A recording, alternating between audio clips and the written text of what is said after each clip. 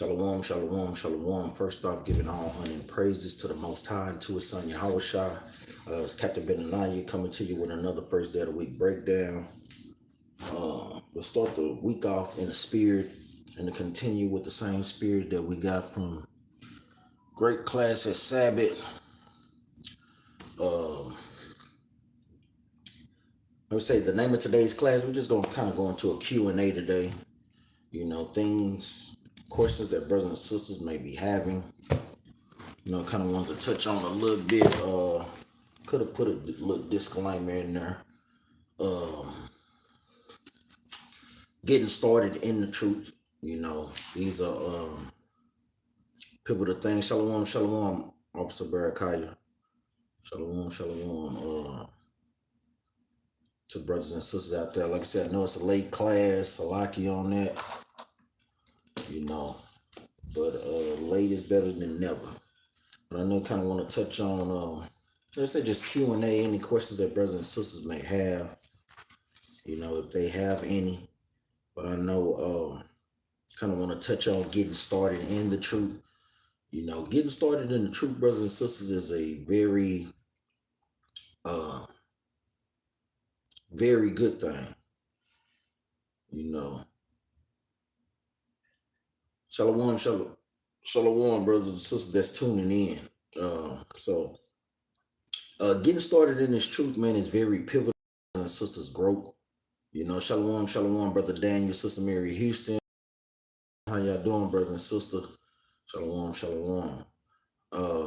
It's very pivotal that you get on a good foundation when you come into this truth. Shalom, Razatah.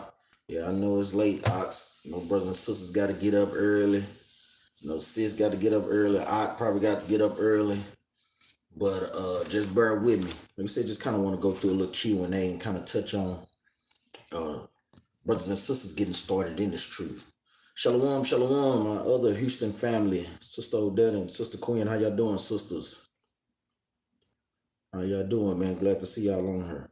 So getting started in the truth is very pivotal for brothers and sisters' growth. You want to make sure that you do a number of things so that you can start off on a good foundation. You know, shalom, Christy Chris. I didn't even see it. What happened, Christy Chris? What happened on the Alabama boat? You could type it in. I hadn't seen it. I'm gonna tell you, it's so much stuff transpiring on the earth, man. A lot of these things you cannot keep up with, man. The Most God is bringing wrath. And he had to bring wrath on the sister last night. Well, you know, sister was out of order and sister kept mocking and scoffing at the prophets. And told the sister that Most High God put a spirit on somebody to do something to you. See what? He put a spirit on the sister, on one of her friends that she knew, a homegirl that she was with, and they was out there fighting. You know, so yeah, even like sister, hey, it's no joke out here. Y'all better stop playing with the prophets. And that go for you scoffers that's on here too, man. We done went through the precepts. Shalom, shalom, Mama Raya. It's no joke when it comes to this truth and people that scoffing hard trying to deflect and take away the word from others, man. Let's go to the book of Sirach, chapter 2. Because this is one of the most important things that brothers and sisters must do when they come into this truth. You know, and like we say, the book of Sirach, chapter 2 is the ultimate pick-me-up chapter. So when brothers and sisters are feeling down and out in the spirit, this is a great chapter for you to read, for you to pick yourself back up, or for your spirit to be reignited. This is the book of Sirach, chapter 2 and verse 1. And it reads, "My son, if thou come to serve the Lord, prepare thy soul for temptation." So the Most High God is one. Shalom, shalom.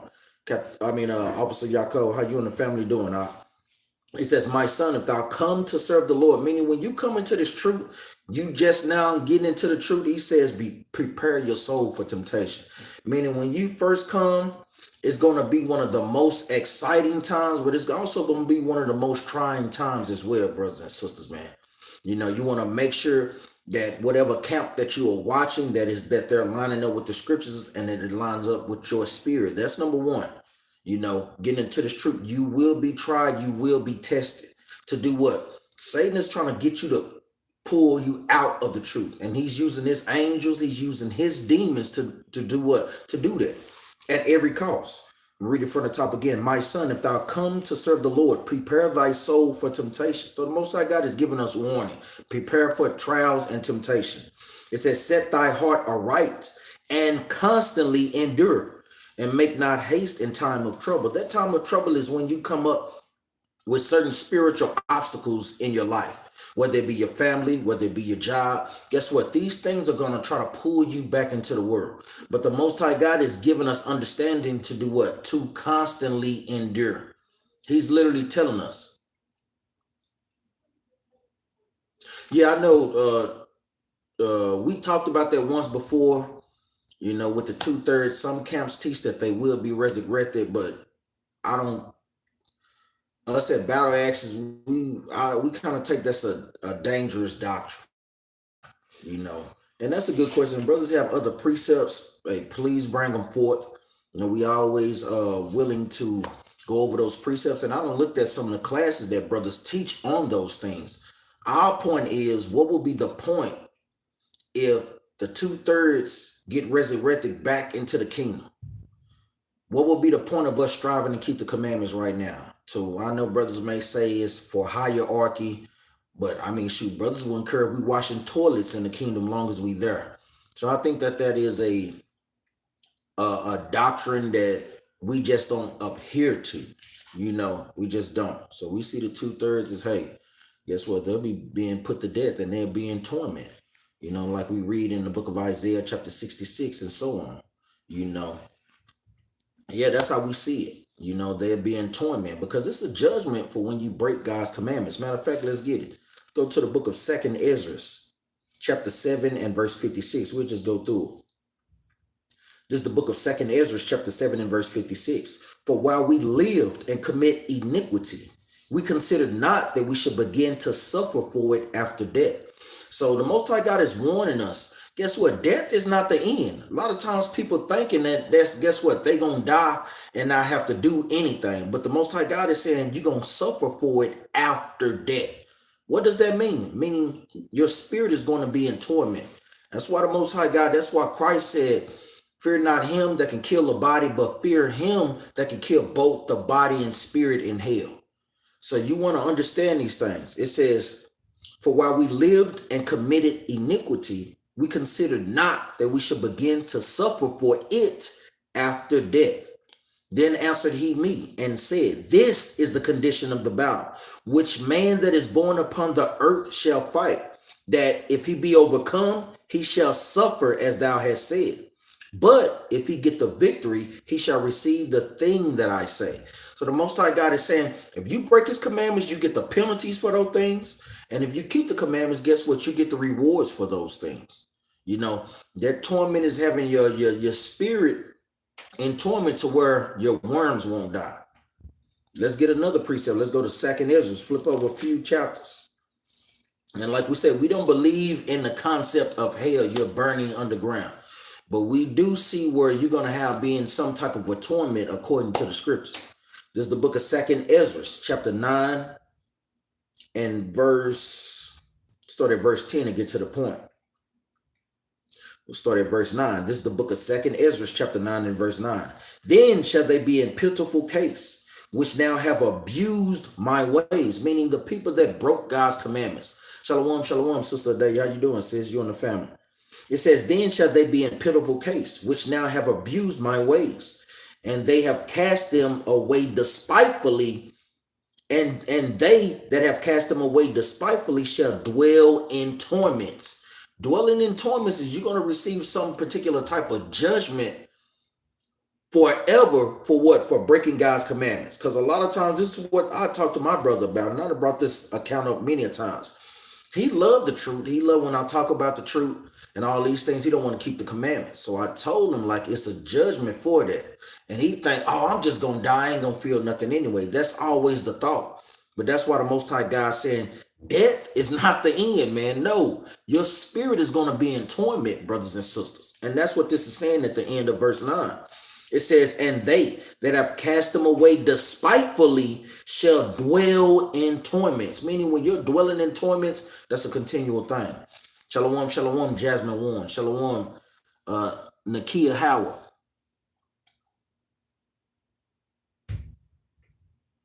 Well, that's a misunderstanding, Sister Nakia Howard, that the Christian church have told our people. You know, even what Officer Yaakov put in there, Revelation chapter 21 and verse 8, which is the second death. When your spirit is, guess what, is going to be put out. You know, the torment is however the Most High God see fit. So when we read in the book of Isaiah, when we get there, verse 10, let me finish this out. For such as in their life have received benefits and have not known me, and they that have loathed my law, meaning the people that have hated God's laws, while he sends the prophets after to teach them, it says, while they yet had liberty, meaning our people have liberty to repent and come back to the commandments. It says, and when yet as a place of repentance was open unto them, understood not, but despised it. Verse 12 is the point. The same must know it after death by pain. So how do you have pain after you die? Meaning your spirit is going to be in torments. That's what this is going into. Shalom, shalom, Chris Johnson, how you doing? This is what this is going into. And I know this is a heavy subject, but like we say, I see this. What will be the point of being resurrected? And I know brothers done went through the precepts of, we know that the spirit of brothers come back on the planet Earth. We understand these things, but the point that we're making, like, what will be the point of us striving to keep the commandments if all we're going to do is just come back in regeneration in the kingdom? You know, and that's the point that we always really kind of make out of that. Shalom, shalom, Sister Genesis, how you doing? Shalom, King Ray J. You know, so this is the point. Let's go to the book of Isaiah, chapter 66 and verse 23. So you're going to receive some type of judgment, even going into the parable about Lazarus in the book of Luke. Kind of touch on that too. This is the book of Isaiah, chapter 66 and verse 23. And it shall come to pass that from one new moon to another, and from one Sabbath to another, shall all flesh come to worship before me, saith the Lord. And they shall go forth and look upon the carcasses of the men that have transgressed against me. For their worm shall not die, neither shall their fire be quenched, and they shall be an abhorring unto all flesh. So we know, we coming back to see brothers and sisters that have been put to death over here in America. Their fire won't be quenched and their worms won't die. Meaning what? That's a continual torment. You know, you're talking about that lake of fire. You know, and these things, the judgments of the Most High is no joke. So this is why we got to strive to keep the commandments. You know, brothers may be thinking, hey, I don't have to keep the commandments. I just die. I take that nuclear weapon bomb. And then guess what? I'll just be resurrected in the kingdom. But it's not that simple with the Most High. That's why we read 2nd Ezra chapter 9, verse 9 on down, 2nd Ezra chapter 7, verse 57, Isaiah chapter 66, verse 23, Revelation chapter 21, verse 8. You got the book of Luke chapter 16 giving a parable about Lazarus. You have many precepts that go over these things that people will receive some type of torment. Let's go back up. You know, Nakia Howard, she says, why do people teach the commandments don't matter anymore? Because the Messiah came and it's all about the spirit now. Well, Christianity, what you had the early church fathers teaching that, guess what? This truth, the Bible is all about a faith-based salvation. So you had so-called white men basically change that, sis. But when you're reading the scriptures, guess what? Faith without works is dead. You never hear where Christ said the commandments are done away with. You never hear those things. That's something that the so-called white man has pushed upon our people to get us to what? To stop keeping the commandments. Let's go to the book of Matthew, chapter 5, because Christ literally said it, man. This is the book of Matthew, chapter 5 and verse 17. It says, think not that I am come to destroy the law. When it says, think not, Christ is literally letting us know, don't even put it in your mind that I came to do away with the law. Don't even have that thought. Christians will read that, try to read over that real quick, and then quickly try to skip down to the bottom where it says fulfilled. And that's blasphemy. They're literally butchering the scriptures. Christ literally told you, think not, meaning don't put it in your head and don't think this. Think not that I am come to destroy the law or the prophets. I am not come to destroy, but to fulfill. So what did Christ come to fulfill? He didn't come to fulfill the breaking and the ending of all the law. That is crazy, man, because now if Christ ended the law, now you can murder. Now you can commit adultery. Now you can commit rape. Now you can lie. Now you can steal. Now you can cheat. That's not what this is talking about. Christ died to, guess what? For the sacrificial law and the law of sin and death. That's what Christ fulfilled. And Christ also fulfilled what? The prophecies concerning him. It's not a license to keep committing sin. No, this is not what this is about. Let's get the precepts to prove it. Go to the book of Luke chapter 24 and verse 44. Let's see what Christ came to fulfill. So that's heresy, Sister Howard, Sister Nikita. That's blasphemy according to the scriptures, because Christ literally said he did not come to destroy those things. Let's see what Christ came to fulfill. Brothers and sisters need to write these precepts down about fulfilled. This is the book of Luke chapter 24 and verse 44. And he said unto them, these are the words which I spake unto you while I was yet with you, that all things must be fulfilled. What are the all things? Christ is going to continue to explain it, which were written in the law of Moses and in the prophets, meaning you should read the Old and the New Testament. Christians talking about you only have to read the New Testament. That is crazy, man. What person you know only reading half the book and you got the whole understanding just reading one half of the book? That's why they don't understand the New Testament. That's why they don't understand Paul's writings. They literally think Paul supersedes Christ.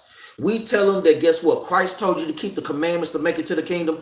They want to go to Galatians chapter 3 and tell you what Paul said, like they going opposite one of another. No, they are on one accord, and that's what Captain Jerubbaal was going over yesterday.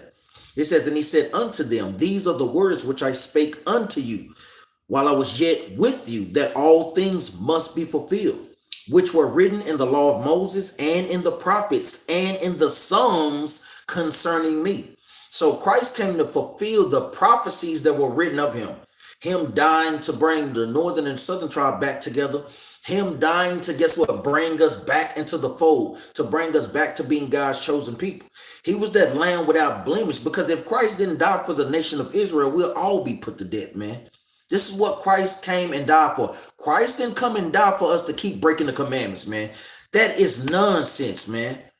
Let's go to the book of Acts chapter 3 and verse 18. This is the book of Acts chapter 3 and verse 18. But those things, this is the precept for the book of Luke chapter 24 and verse 44, giving you another understanding of what Christ came to fulfill. This is the book of Acts chapter 3 and verse 18. But those things which God before had showed by the mouth of all his prophets, that Christ should suffer, he so fulfilled. So Christ came to do what? To die and to suffer for the sins of the nation of Israel. Christ did not come to do away with the law. And guess what? Even Paul tells you that, man. Let's go to the book of Romans chapter 7 and verse 1. This is the book of Romans chapter 7 and verse 1.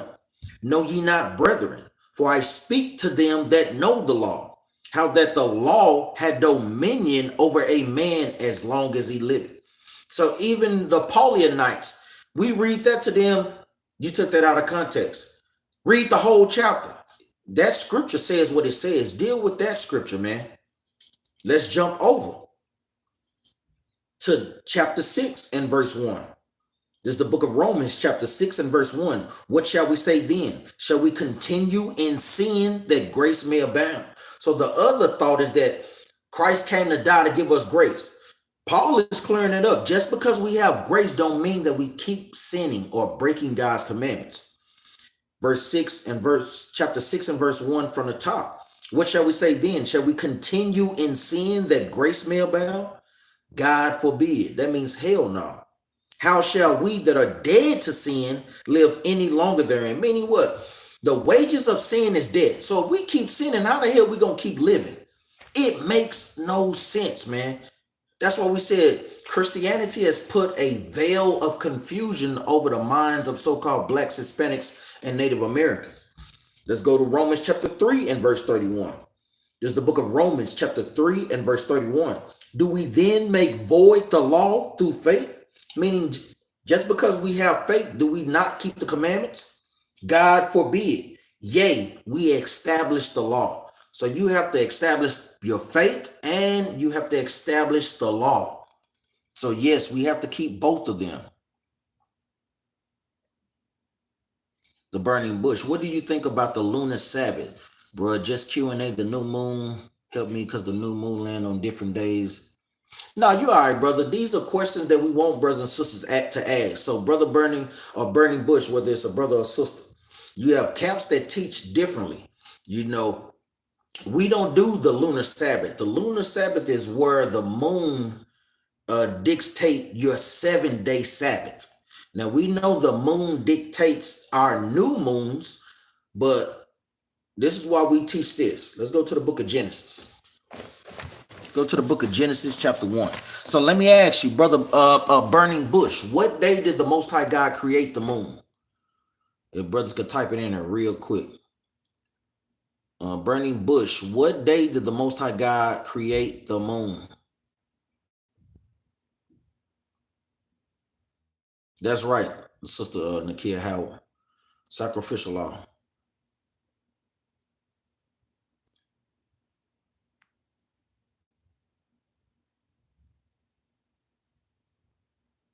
All praise, we appreciate that. What day did the Most High God create the moon, Brother Burning Bush? And brothers and sisters, Battle Axes brothers and sisters, they own it. Like you said, he created the moon on the 4th day. I can understand brothers' points that teach that if the Most High God created the moon on the 1st day, then they will have a valid point. Oh, so and that's fine, brother. I'm just trying to see if you know. So the Most High God created the sun and the moon on the 4th day. So they will be 4 days off because 3 days later, the Most High God still had what? A 7-day Sabbath. So this is why this is the basically the trump card that they have no answer to. You know, if brothers could answer this adequately with precepts, then we could understand why. This is the book of Genesis, chapter 1 and verse 14. And God said, let there be lights in the firmament of the heaven to divide the day from the night, and let them be for signs and for seasons and for days and years. And let them be for lights in the firmament of the heaven to give light upon the earth. And it was so. Verse 16 is the point. And God made 2 great lights. Remember, this is being made on what day? The 4th day, burning bush. It says, and God made 2 great lights, the greater light to rule the day, which is the sun, and the lesser light to rule the night, which is the moon. He made the stars also. So the Most High God made the moon on the 4th day. Then 3 days later, he did what? He still had a 7-day Sabbath. That's what we said. The moon does not dictate the 7-day Sabbath.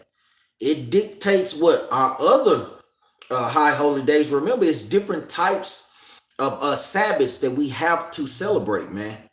You know, so this is why we ultimately do it this way, because he's literally showing us. Let's jump over to verse 2 and verse 1. This is the book of Genesis, chapter 2, verse 1. Thus the heavens and the earth were finished, and all the host of them. And on the 7th day, God ended his work which he had made. And he rested on the 7th day from all his work which he had made. So you have the 1st day, the 2nd day, the 3rd day, the 4th day, the 5th day, the 6th day, the 7th day. And he rested, meaning what? Signifying his 7-day Sabbath. So the lunar moon does not dictate the 7th-day Sabbath, but it does dictate the other high holy days. That's why it's different Sabbaths.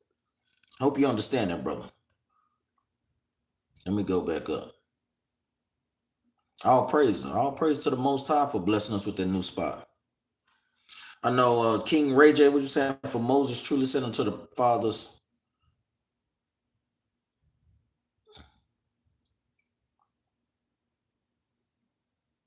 No, the Most High God gives us these understandings, and y'all know that be the case because y'all never had seen breakdowns like this. I know he was asking, you guys teach that y'all are prophets. No, we teach that we're the Israelites, and Israelites are the prophets of the Most High. So you have to add those as well. And apostles. Is an angel from the Most High sending y'all messages? The Most High God sends messages through the scriptures. We do what the Most High God says. That's why we have a better understanding of the scriptures than all the other nations. and from our people that are in Christianity. They don't keep the commandments and they're not reading it precept upon precept. That's why scoffers come on here to watch us and to scoff at us, because they know what we're saying is the truth. Like I said, if I'm a scoffer and I don't believe nothing that you say, I'm not going to waste my time at all coming on your videos. I don't go and watch Islam. I don't watch our brothers that are in Islam. I don't watch none of that crap unless we're learning about it to defeat particular doctrines. I'm not learning on there. They can't teach us nothing, you know. So the Israelites are the only prophets of the Most High. No, we don't follow the Gregorian calendar because their calendar is not based upon the moon, you know, because based upon our moon, guess what? We celebrate days in their proper seasons. So we know we're not literally in the 8th month, you know, we know those things. So no, we don't follow the Gregorian calendar. No, it's not similar to the Hebrew calendar. The Gregorian calendar days are based upon Greek gods. We understand that. That's why we don't follow it. You just literally answered our question for us. It says he made the moon also to serve in their seasons. That's exactly right. That's right. I know King Ray J put in there Sirach chapter 43. He had the moon. The moon is a sign of feast. The thing is, what feast? It gets specific, and that's why you have to go precept upon precept to get the understanding of that verse. Because brothers will take that verse from Sirach chapter 43 and apply it to all of God's high holy days. But you clearly see that he made the moon on the 4th day. So it cannot be talking about the 7-day Sabbath. That's the point. You said the 4th day of what universe, or the 4th day of the 4.6 billion years. Now, we don't believe that. We don't believe in white man science that the earth is 4 billion years old. We just don't believe in that, you know. Oh, that's Look Ray. You sure, Officer Barakaya? No, we not. We not the king of precepts. You know, we try to stay humble. We not the king of precepts. We just give all honor and praise to the Most High God for giving us some understanding of the scriptures, you know. So no, we're not the king of precepts, you know, and all praise to the Most High that he has set up, because I watch a lot of my brothers, you know. I love brothers you all from Sons of Thunder. I love my brothers from Sakari. I love Bishop Nathaniel, you know. I love Captain Tazariak of ISUPK, you know. Love a lot of those brothers, you know. I know. So do you guys worship Christ and the Most High? We just worship the Most High? Even Christ tells us to worship the Most High, you know. The angel told us that we worship God. Which which name is Elbow Johnson? Who is brother Ezra? Elbow Johnson. He the new Elbow Johnson. Y'all make sure, I know we have a good time. Y'all make sure y'all throw up prayers for brother Ezra. He was in a bad car accident. Basically came out with a few scratches. So y'all make sure y'all throw up the prayers to But even getting back to it, oh, look, Ray Elbow Johnson now. These brothers give Elbow Johnson to anybody that's hurt. But make sure y'all throw up the prayers for him. Make sure y'all throw up prayers for Israel as a nation in general. You know, over the leaders that the Most High God has set up. Praying that brothers and sisters stay in the spirit. Praying that brothers and sisters are persevering and enduring through their trials and tribulations. You know, you want to make sure that you continue to pray unselfish prayers. You're not praying for the S550. You know, praying for a bigger house when you already got a nice house. You know, you want to make sure that you're praying unselfish prayers, man. A lot of times when we pray and we're not receiving these things, we asking in the wrong spirit, you know. So we want to make sure that we are in the right spirit. Say, y'all believe men can have long hair. Yeah, that's right. Now, like we say, dreadlocks, it was never our custom, but like we always say, where there is no sin, you know, where there is no law, there is no sin. What brother got that precept for me? Where there is no law, there is no sin. Now, we tell brother it's not our custom. But I mean, you can't condemn a brother if he does have dreads. You know. Who got the precept for me?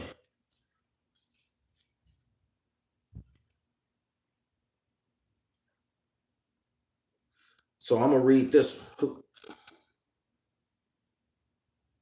Yeah, it's not our custom. Yeah, and like we say it with the braids or dreads, but like you literally don't read in the commandment like no other, where it tells you not to have dreads. Thank you, Officer Barakah. Let's go to the book of Romans, chapter 5 and verse 12. This is the book of Romans, chapter 5 and verse 12. Wherefore, as by one man sin entered into the world, and death by sin, so death passed upon all men. For that all have sinned. For unto the law sin was in the world, but sin is not imputed when there is no law. So you cannot have sin if it's no law for that. I want the other one too. Is that what I want? 13. Let me see. 4 and 15. Yes. This is the precept for it. Romans chapter 4, verse 15.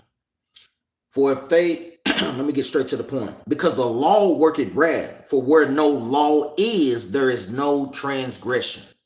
So you can't commit sin if it's not a law for that.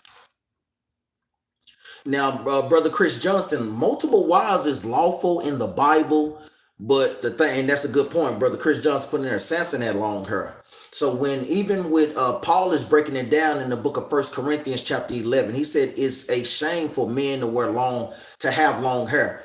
The understanding is that they was wearing it in a girly and an effeminate way.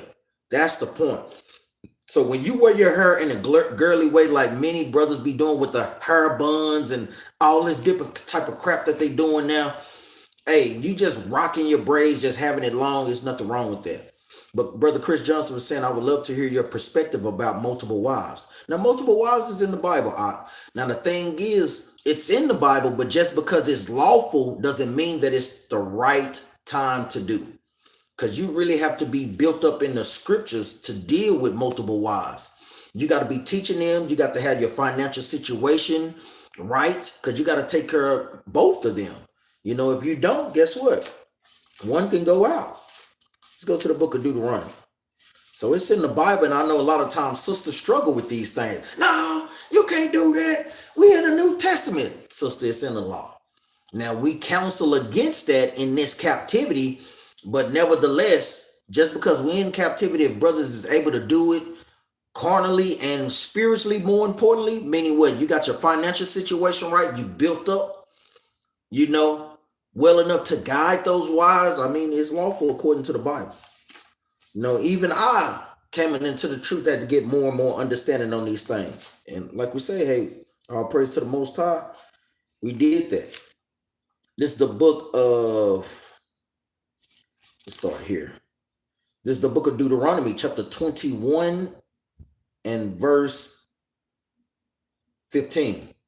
This is the book of Deuteronomy, chapter 21 and verse 15. If a man have two wives, one beloved and another hated, and they have borne him children, both the beloved and the hated, and if the firstborn son be hairs that was hated, then it shall be when he maketh his sons to inherit that which he hath, that he may not make the son of the beloved firstborn before the son of the hated. So the Most High God is giving us further instructions on if you have multiple wives and the first wife you don't like, but you love the second wife, you can't make that second wife child the firstborn. No, you still have to follow what the commandments say.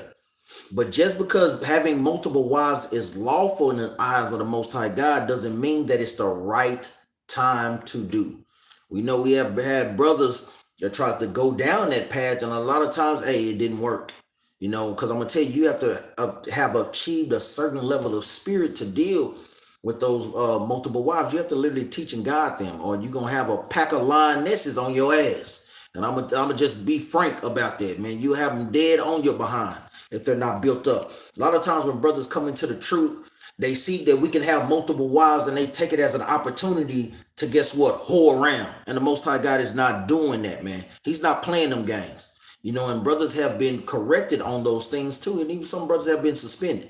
We take those things very seriously. Now, if you do those things lawfully, guess what? Hey, it's according to the law. This is the point. This is the book of Deuteronomy, chapter 17 and verse 17. So this is what Christians try to use to justify you can't have it. But I mean, it's literally in the law that we can. So what is the Bible? Confusion? This is the book of Deuteronomy, chapter 17 and verse 17. Neither shall he multiply wives to himself, that his heart turn not away. So this is the point. They want to harp on that. See, you can't have multiple wives because it's going to turn your heart away. No, it's not saying that. It's saying if you can't deal with it, guess what? Don't get multiple wives. Because sometimes having multiple wives can turn your heart away. Now, if you're able to persevere through having multiple wives, all praises. Guess what? It is lawful. I'm going to read it again from the top. Neither shall he multiply wives to himself, that his heart turn not away. Neither shall he greatly multiply to himself silver and gold. So it's letting you know, if you are a king and you multiply wives and riches to yourself, though sometimes those things can be overbearing and it can turn you away from the Most High. I know he said I've been following IUIC for years, and I know they don't agree with multiple wives, but either way, having multiple wives is not in my spirit. And that's understandable. That's who I learned from when I came into the truth. You know, and that's one of the things that we do disagree with our brothers on, because it's lawful. You know, I know they try to run to the New Testament where it tells you that the bishop, the husband of one wife. So what is that going into? The bishop can only have one wife, but what about the deacons, the officers, the captains, the soldiers? And it said for them. The deeper understanding on it is that you have one doctrine. Remember, our wife is the doctrine of Christ. This is what we should be married to, God's laws, statutes, and commandments. So that's the real understanding of that. I know Brother Gerald Walker, can you show Christ in the Old Testament? I know a few believe Isaiah 53, and I know a few others, but I'm looking for more that it may miss. And that's a good question. We go through these things all the time. Let's just flip over a few more chapters. Deuteronomy chapter 18. Christ is throughout the Old Testament. You know, even in the book of Daniel, I can literally just go through them from Genesis. And that's what I'm finna do. Let's just go through them from Genesis. Let's go to the book of Genesis chapter 1. And brothers and sisters should know this. This is the book of Genesis chapter 1 and verse 4. I'm going to start at verse 2. This is the book of Genesis chapter 1 and verse 2. And the earth was without form and void, and darkness was upon the face of the deep. And the Spirit of God moved upon the face of the waters. And God said, let there be light. And there was light. So even here, we see that light that the Most High God created is who? Is Christ. And let's prove that. So you have Christ in the beginning. Brothers literally want to see Jesus, or they literally want to see Christ. Remember, the Bible is written in a what? And that's good precepts. Brothers can line those precepts up and we can go through them like Brother Ezra is doing. Exodus chapter 23. But let's prove that, guess what? Christ is that light. This is the book of John chapter 1, and we're going to get straight to the point. This is the book of John chapter 1 and verse 5. And the light shineth in darkness, and the darkness comprehended it not. There was a man sent from God whose name was John. This is going into John the Baptist. Jump down to verse 9. I'm going to jump down to verse 8. He was not that light, but was sent to bear witness of that light. So John the Baptist was sent forth to bear witness of that light. Who is this going into? This is going into Christ. Verse 10. He was in the world, and the world was made by him, and the world knew him not. So we know that John the Baptist didn't do what? Didn't create the world. The Most High God used Christ to create the world. But Christ is that light. Let's get some more. Let's go to the book of Genesis, chapter 49. This is the book of Genesis, chapter 49 and verse 10. The scepter shall not depart from Judah, nor a lawgiver from between his feet until Shiloh come. Shiloh is making reference to Christ. Shiloh means the peaceable one. It says, and unto him shall the gathering of the people be. So it's literally showing you that all the 12 tribes are going to gather unto Christ. A scepter is an instrument that a king holds, what he rules with. So you have it here, verse 11. This thing gets heavy. Verse 11, binding his foal unto the vine, and his ass coat unto the choice vine. He washed his garments in wine, and his clothes in the blood of grapes. This is making reference to Christ when he what? When he rode into Jerusalem on a what? On the back of an ass. The second part, he washed his garments in wine, meaning what? Isaiah 63, when he goes through Edom, he's going to kill a lot of Edomites, man. That blood, that the grapes is making reference to blood, because Christ is going to be stomping out Edomites like grapes. So y'all make sure y'all precept these things together. Verse 11, I'm going to read it again from the top. Binding his foal unto the vine. The vine is Israel. And his ass coat unto the choice vine. That makes reference to what? Matthew chapter 21 and verse 5. He washed his garments in wine, and his clothes in the blood of grapes. That makes reference to what? Isaiah chapter 63 verses 1 on down to 12. Verse 12. His eyes shall be red with wine, and his teeth white with milk. What? When Christ drank wine, his eyes turned red. So even here is making what? References to Christ. Let's keep going. I pulled that's from Genesis. Now we're going to Exodus. Christ is throughout the whole scriptures. Let's go to the book of Exodus chapter 23 and verse 20. This is the book of Exodus chapter 23 and verse 20. Behold, I send an angel before thee to keep thee in the way and to bring thee into the place which I have prepared.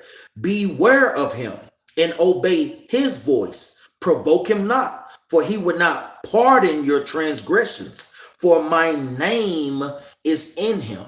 Who has the power to pardon transgressions? That's going into Christ. And the Most High God's name, meaning his reputation, is in Christ. Let's go get some more. Let's go to the book of Numbers. Go to the book of Numbers. You literally can go through this thing, precept upon precept, chapter upon chapter. This is the book of Numbers, chapter 24 and verse 17. I shall see him, but not now. I shall behold him, but not nigh. There shall come a star out of Jacob. That's making reference to who? Matthew chapter 2 verse 2. When the what? Wise men seen his star, they knew that Christ was born. It says there shall come a star out of Jacob, and a scepter, making reference to Genesis 49, shall rise out of Israel, and shall smite the corners of Moab, and shall destroy all the children of Shet. And Edom shall be a possession. Seir also shall be a possession for his enemies, and Israel shall do valiantly. So this is doing what? Making reference to Christ. Talking about Balaam. That guess what? In the regeneration, he gonna see Christ when he comes back, man. This was way in the book. Brothers and sisters putting the precepts in there. We're gonna go through that thing too, Brother Daniel and Sister Mary Houston. Let's get some more. This is Deuteronomy. We literally can go chapter upon chapter and show you Christ in all these books. There's the book of Deuteronomy, chapter 18 and verse 15.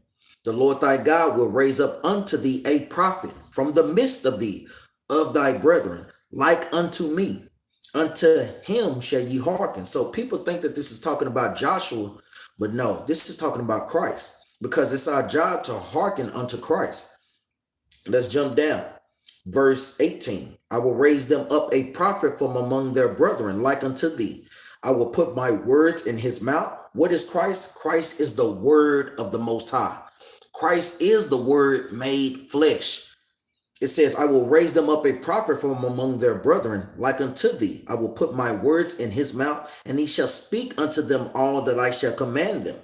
It says, and it shall come to pass that whosoever would not hearken unto my words, which he shall speak in my name, I will require it of him. Meaning, if you're not listening to Christ, the commandment, shalom, shalom, Brother Judah King, how you doing now? Guess what? Christ is going to require your blood. So you see these things. We can go on and on and on. Let's go to the book of Joshua. That's why I'm covering it real fast. This is even in Joshua. This is the book of Joshua, chapter 5 and verse 13. I'm going to get straight to the point. And it came to pass when Joshua was by Jericho that he lifted up his eyes and looked, and behold, there stood a man over against him with his sword drawn in his hand. And Joshua went unto him, and he said unto him, art thou for us or for our adversaries? So this is when the nation, Joshua and the troops was taking down the other nation. And you had this man standing in their way, which they was trying to pass through. And he had a sword drawn, man. Now that can be literal or spiritual, or it can be both. Meaning what? Coming with the word of the Most High God and literally coming with a sword. So Joshua asked him, because Joshua wasn't no punk. Are you for us or are you against us? Because, hey, if he was going to be against them, Joshua was going to fight him. Verse 15, and the captain of the Lord of hosts. Who is the captain of the Lord of hosts? This is going into Christ, man. He commands the armies in the third heaven, man. And guess what? He's coming back with those armies too, man. As a captain, as a general, man. It says, and the captain of the Lord of hosts said unto Joshua, loose thy shoe from off thy foot, for the place wherein thou standest is holy. And Joshua did. So we see these things. What reference was that made to? It was also made unto Moses when he came unto the Mount Sinai to get the commandments. Tell him, take your shoes off, because what you're standing on is holy ground. So you literally see Christ in what? In all these things. You got 1 Samuel chapter 7. Or 2 Samuel chapter 7 verse 11. We just going through them real quick. We got the book of Daniel. You got the book of Isaiah. You got the book of Micah chapter 5 verse 2. It goes on and on and on. I hope those are just enough precepts. You're damn right. Yeah, we believe in regeneration. It's not blasphemy because it's in the Bible. Now, the thing is, do you want to listen to it? That's the point.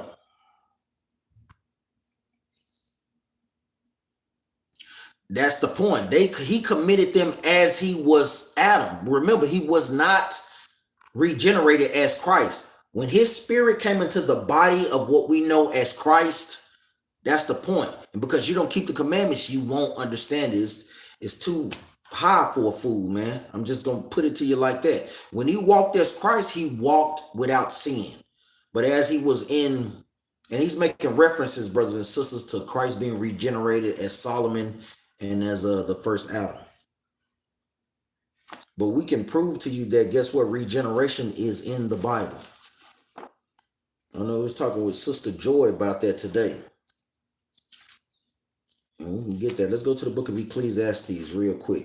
This is the book of Ecclesiastes, chapter 1 and verse 4. One generation passeth away, and another generation cometh, but the earth abideth forever. So it's going into what? Generations of men. How the Most High God compares the rotation of the elements and the cycle of the earth, comparing it to the cycle of men or the spirits of men. Verse 9, the thing that had been, it is that which shall be, and that which is done is that which shall be done, and there is no new thing under the sun. So it's a thing that King Solomon is telling us about. But the answer ain't until chapter 6, verse 10. Verse 10, is there anything whereof it may be said, see, this is new? It had been already of old time, which was before us. So it's a thing that King Solomon letting us know about. Let's read what that thing is. This is the book of Ecclesiastes chapter 6 and verse 10. That which had been named, Salaki, that which had been is named already, and it is known that it is man. Neither may he contend with him that is mightier than he. Meaning what? The Most High God recycles our spirits every third or fourth generation. That's why we always had a concept of, that child done been here before. That baby got an old soul. Yeah, you done been here before. That's where those concepts originate from. It originates from the Bible, going into us being what? In regeneration. Let's prove it furthermore. Let's go to the book of Matthew, chapter 12, I think. Hold on.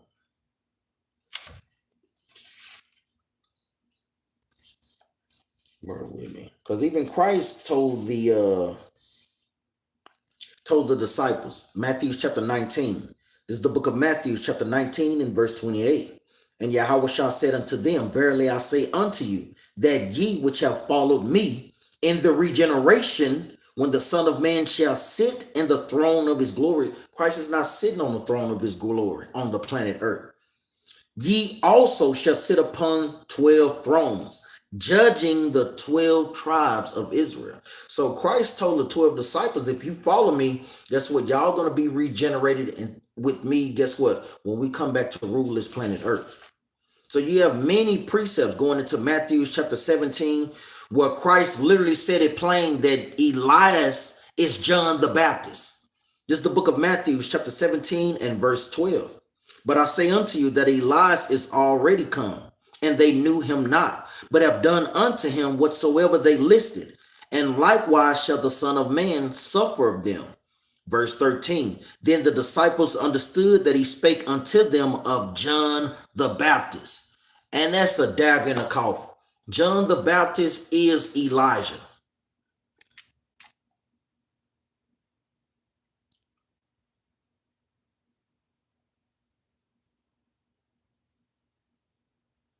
Yeah, we know when you saying stuff like that, the thing is, we understand brothers and sisters may not believe in the New Testament, but it's still prophecies that have not been fulfilled. If you believe the Old Testament, all the prophecies in the Old Testament hadn't come to pass. So it's certain prophecies that had came to pass in the New Testament, and guess what? It's still certain prophecies that hadn't came to pass. So where in the Old Testament did Christ come through riding on the ass like we just read in the book of Genesis? It makes no sense. That's right. Proverbs 30 and 4, even what we bring out, how can you read the Old Testament and not read the New? It makes no sense. And vice versa. How can you read the New Testament and not read the Old? You're only reading one half of a book. You're no better than Christians. How the heck, let's go read one half of the book and think that you're going to get the understanding. That's dumb within itself. Jerubbaal. It is understood that the New Testament are mainly letters and that they all refer back to the Old Testament. That's exactly right.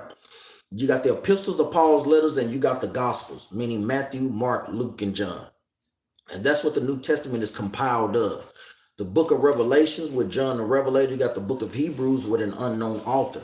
So, but nevertheless, those things fit perfectly with the Old Testament.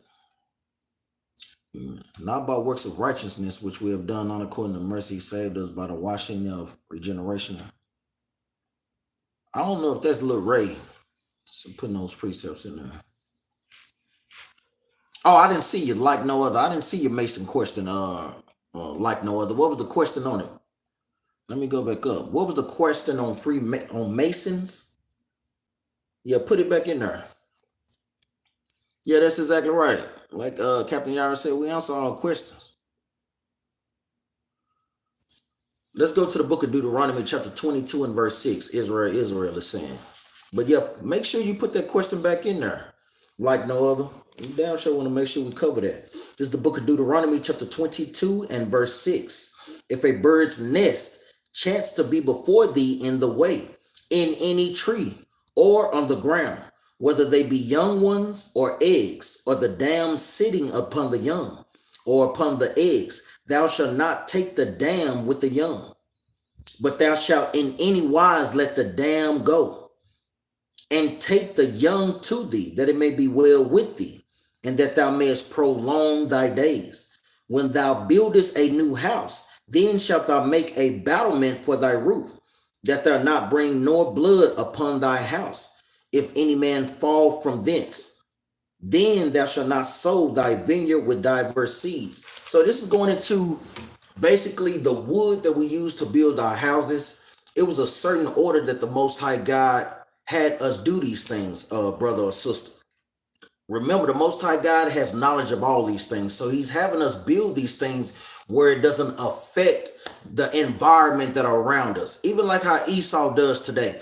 When they come and tear down trees, the Most High God said we can't tear down certain trees because guess what? We'll need them for fruit. Even when we come and destroy and take back our nation, our lands from the hands of the enemy, guess what? We're commanded to do what? Don't burn those trees. You can tear down those trees because guess what? Trees bring life. And that's what the Most High God is basically saying. He have us build our nation in a godly way, meaning to where we're not polluting the area and we're not totally destroying the environment or, like we say, the animals around us, because ultimately we need animals to survive. We use them as food, as a food source. So this is basically what this is going into. That's a good question too, What you mean, like Isaiah chapter 4, verse 1? It is Lil Ray. I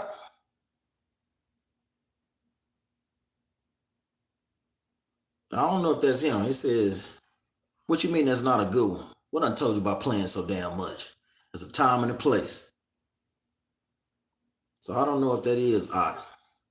If that is, I'm gonna be all over his ass. King Jakim, what do you mean by Isaiah 4 and 1?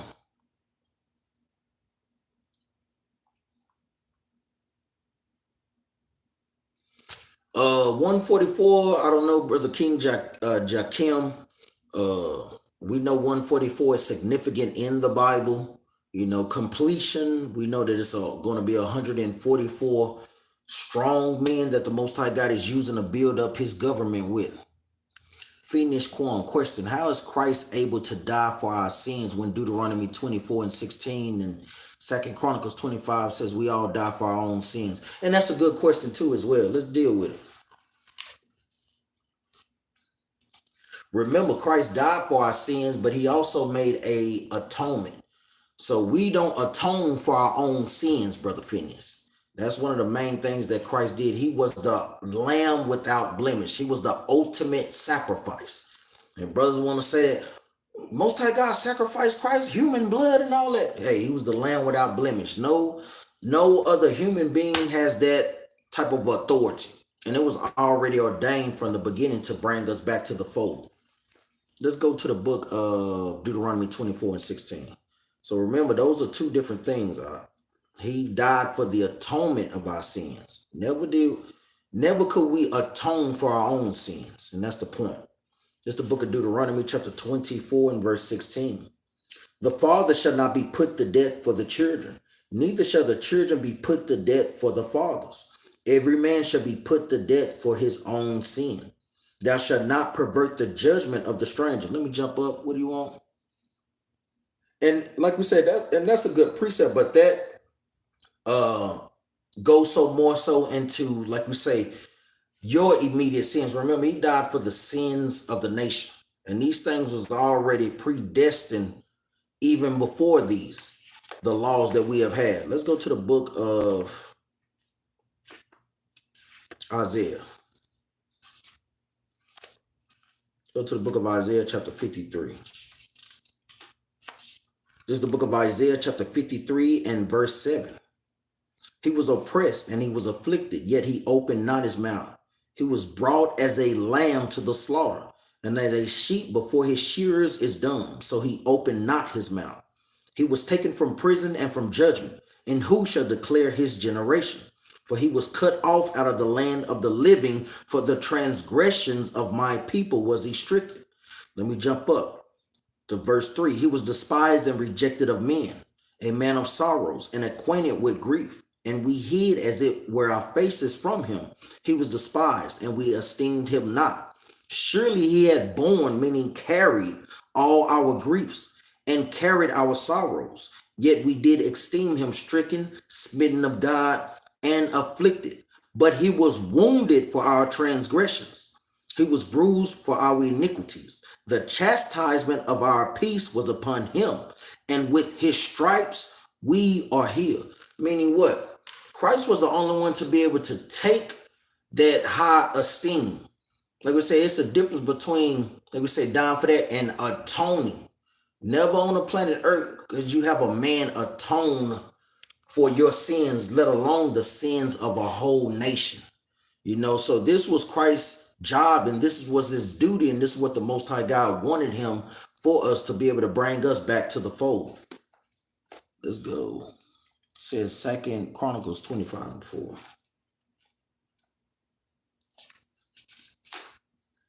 This is the book of 2 Chronicles chapter 25 and verse 4. But they slew not their children, but did as it is written in the law of the book of Moses, where the Lord commanded, saying, the father shall not die for the children, neither shall the children die for the fathers, but every man shall die for his own sins. And we know that's a great example even of that going into Amaziah, during the times of the kings, basically the kings of the northern tribe. Because we know First and Second Kings go more into the southern tribe kings, and First and Second Chronicles go more into the northern tribe kings. It also talks about southern tribes kings as well.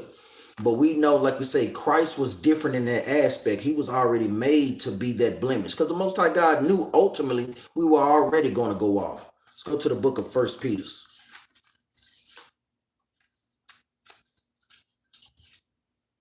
So it was already prophesied. Meaning, if the Most High God put a prophecy out there, he can't turn on his word.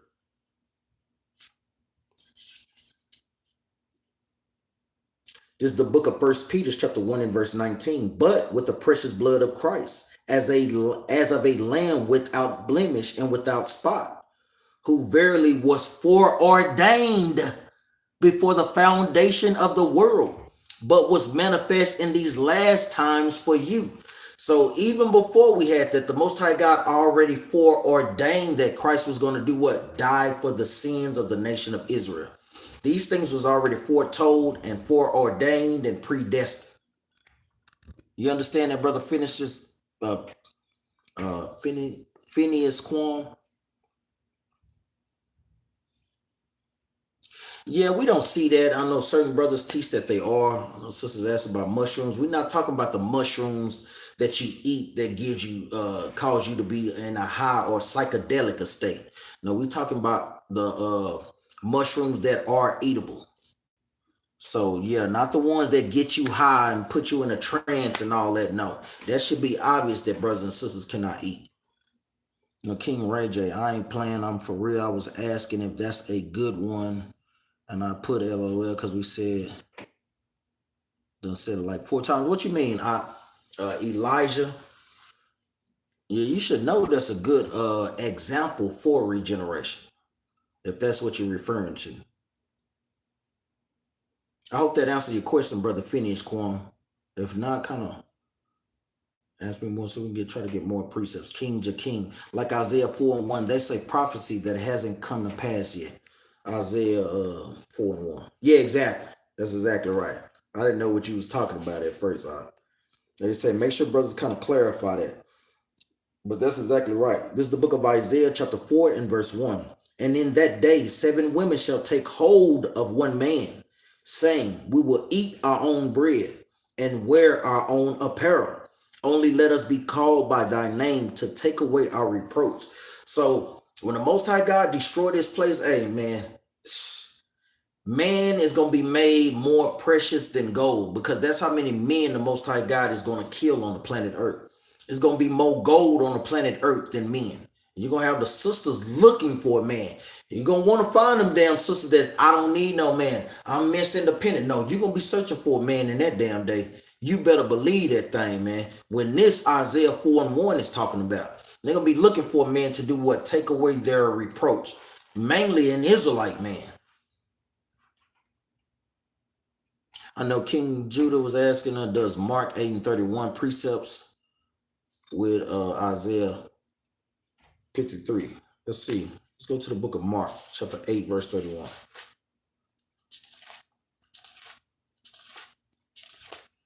This is the book of Mark, chapter 8 and verse 31. And he began to teach them that the Son of Man must suffer many things and be rejected of the elders and of the chief priests and scribes and be killed, and after 3 days rise again. So let's go back to Isaiah 53. Yes, you can precept that with that. He is despised and rejected of men. What men was he rejected? The elders, the chief priests, and the scribes. So yeah, brother King Judah, you can put that with that. La the militant, shalom. Okay, shalom, brother Lance. How you doing? Vince. If Christ sat at the feet of the Most High, you guys teach that he created everything under the order of the Most High. That's right. Why would he be Adam, a flawed human? Remember, these things were put forth so he could always institute in Christ. You know, these things are all according to the purposes of the Most High. As a matter of fact, let's get that. That's a good question, brother Vince. And the Bible answers it as well. Let's go to the book of Romans. Most High God instituted Christ specifically for that reason. He knew that the chosen people he created, he knew Adam would go off. He knew his chosen people would go off. So Most High God had basically as a backup plan to, guess what, secure his people. Because guess what? We can't ruin the reputation of the Most High God's name. So he's basically covering for us, and that's the grace and mercy that the Most High God has for us, man. That's a beautiful thing that he has for us. Let's go to the book of Romans chapter 8. Y'all forgive me, let me switch books because this mug is disintegrated almost, boy. See what I want. Romans chapter 8 and verse, see, 19. This is the book of Romans chapter 8.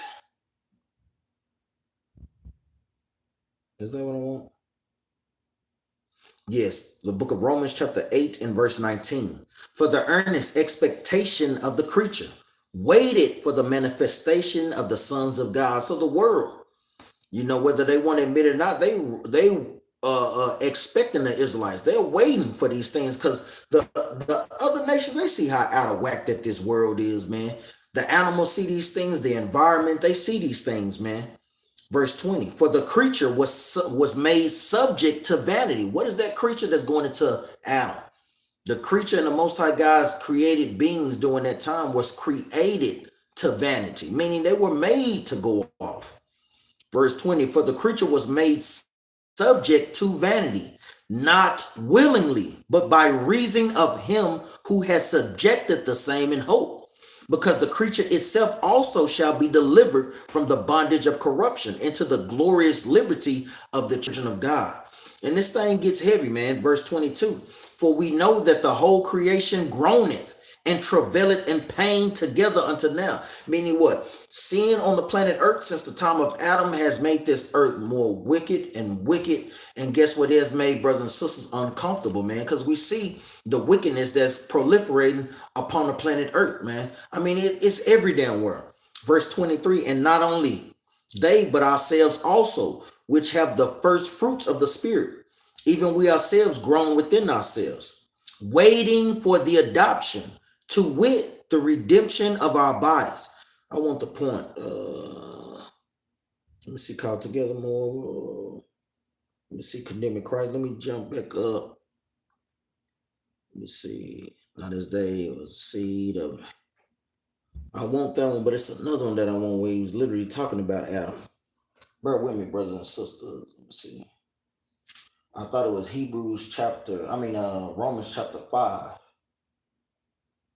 Oh yeah, Romans chapter 5 and verse 14. Let's get there. Let's flip over a chapter. This is the book of Romans chapter 5 and verse 14. And it reads, nevertheless, death reigned from Adam to Moses, even over them that had not sinned after the similitude of Adam's transgression, who is the figure of him that was to come. So Adam was a figure to come, Brother Vince. Verse 16, and not as it was by one that sinned. This is the point. Meaning sin came into the world by one that sinned, going into Adam. Verse 16 is the point. Pay attention, Brother Vince. And not as it was by one that sinned, so it is the gift. For the judgment was by one to condemnation, but the free gift is of many offenses unto justification. For if by one man's offense death reigned by one, much more they which received abundance of grace and of the gift of righteousness shall reign in life by one, Yahushua. So just like Adam brought sin into the world, the Most High God is using Christ to do what? To take sin out of the world. And that's going into the world of Israel. And it's just that simple. It said, Vince, it says, so Christ was the word, and then he was Adam, and then Solomon and Christ again. Yes, I know brothers teach other things too. I know brothers from ISUBK teach that Christ was also Isaac. You may have Christ regenerated. Christ was Melchizedek when you read in the scriptures. So you don't know how many times actually Christ has been regenerated in the scriptures.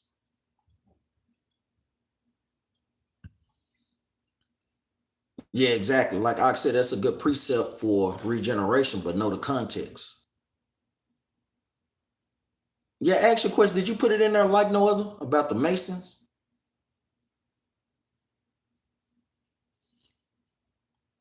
Okay, I'll praise.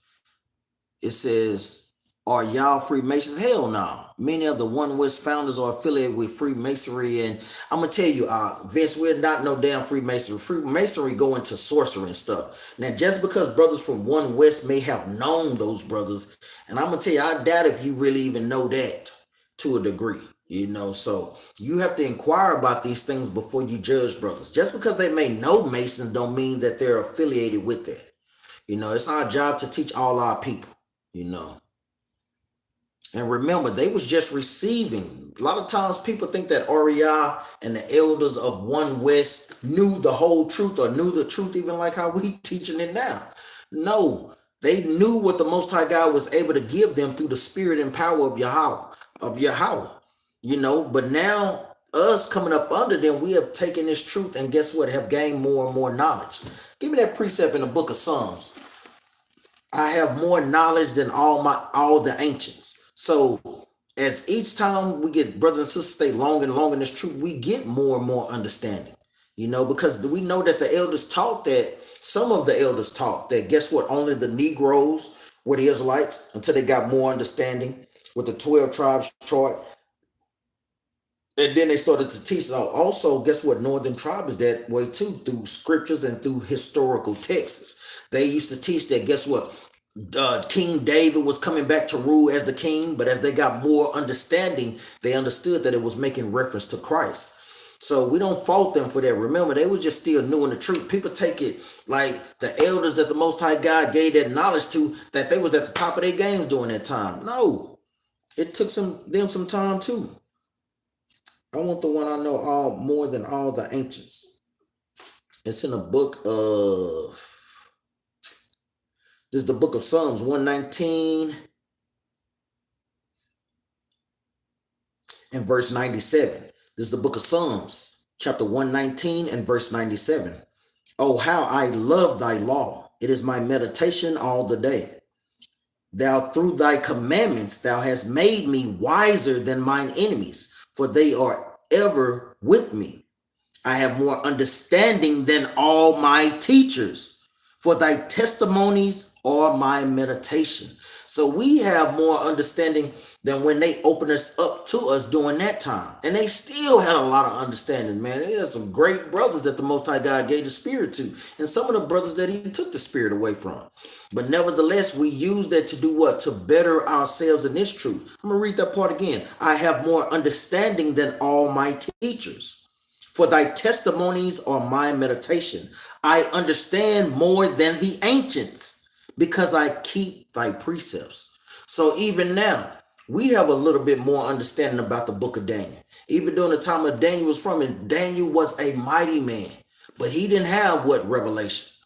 We have all the books. Just think about these things. So just like us now, even for them at this time. Shalom, shalom, sis. Now I know, like we said, we're not talking about the ones that are, sis. We're not talking about the ones that give you psychedelic feelings, but the ones that are edible. That's the point. They're just one type of mushrooms. Gerald, my teacher, why does Yahweh like to keep things in suspense? He's coming back to judge the world, but gives us no day. That's the point. Because I'm going to tell you, Brother Gerald, Negroes and Latinos wicked as hell. So if they knew the day, brother, just think about it, Brother Gerald. If they knew that the Most High God was coming back at August the 8th, 8/23, Negroes going to try to sin up until 11:59, 8/7/23. They're going to try to send all the way up. Oh, I know he's coming now. I'm going to try to do it. Now I'm going to try to do it. Just think about kids. When mama was at work and she gave y'all commandments to clean the house. You wait all that day. Then when you know mama about to get off in the last 30 minutes, then you try to hurry up and clean up stuff. Instead of trying to do and be the example and not knowing the day. Doing and guess what? Not waiting till the time. So this is why he has it like this. And the Most High God is very theatrical in that matter, man. Negroes wicked as hell. They'll do that, man. Negroes and Latinos. This is the book of Sirach, chapter 5 and verse 7. And it reads, make no tarrying to turn to the Lord,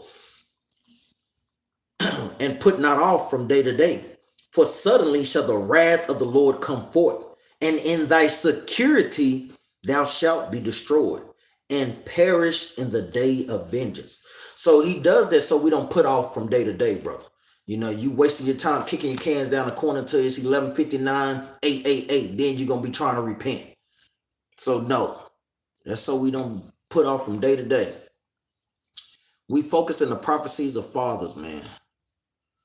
Bishop Nathan used to be a police. I mean, so what? What's wrong with him? We know brothers that's now right now in the truth that's police officers. Guess what? That lets you know you don't know the Bible. Darren Vitamin. Guess what? Jerubbaal was what you would call today a what? A secret service. Because he did what? He guarded the body of the Persian kings. So you got to understand and get up on your history, man. So what if he's a police officer? As long as he's not doing unjust dealings. Many brothers and sisters, you got brothers and sisters that's in the truth that's still in the army. Cornelius was in the Roman army. He was a centurion, but he was an Israelite, so that has no bearings on that. This is the book of 1 Ezra, chapter 3 and verse 4. Then 3 young men that were of the guard that kept the king's body spake one to another. So Jerubbaal was of the guard and he kept the king's body. Today you would call that a secret service. Jerubbaal wasn't no joke. You have to be of the highest form and know martial arts and all type of stuff to be able to guard a king's body. So Jerubbaal was a righteous brother, and he was basically in a police force. So there has no bearings on that. They say people always thinking they got one up. Okay, well, Vince, yeah, you're right. You're not my brother. You straight Esau, so yeah, you know that. It says, King Ray J, I said, and behold, I see heaven open and the Son of Man standing on the right hand of God. So Christ was Christ, then he became Adam, then Solomon, then back to Christ. That's the point. He may have been other people regenerated. He also was Melchizedek. You forgot that one. And it's literally telling you that in the book of Hebrews. But I'm going to tell you, since you an Edomite, Vince, you ain't going to understand it. You really ain't, man. Yeah, he existed before Adam. And that's the thing. You trying to get into the mind of the Most High, it's too deep for you, man. Because you don't keep the commandments, so you're not going to understand it, man. So we just have a crack at cutting you up with the scriptures, man. Because, the Bible don't belong to you, so you're not going to understand it. This is the book of Sirach, chapter 3 and verse 21. Seek not out the things that are too hard for thee, neither search the things that are above thy strength. So those things are above your strength, man. So you're not going to understand it. Yes, he basically can.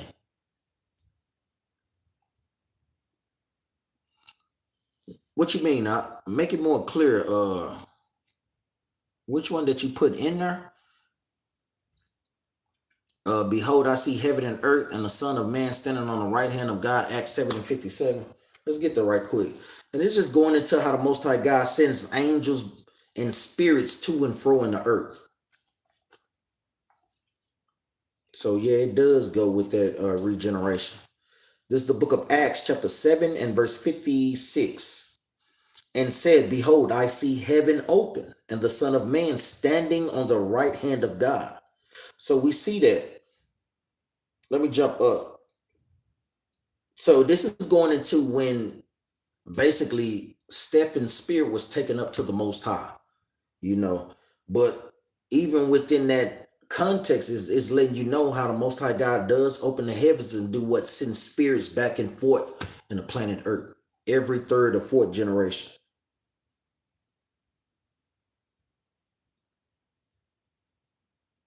Let's go to the book of Genesis, where even our forefather Isaac had that account too.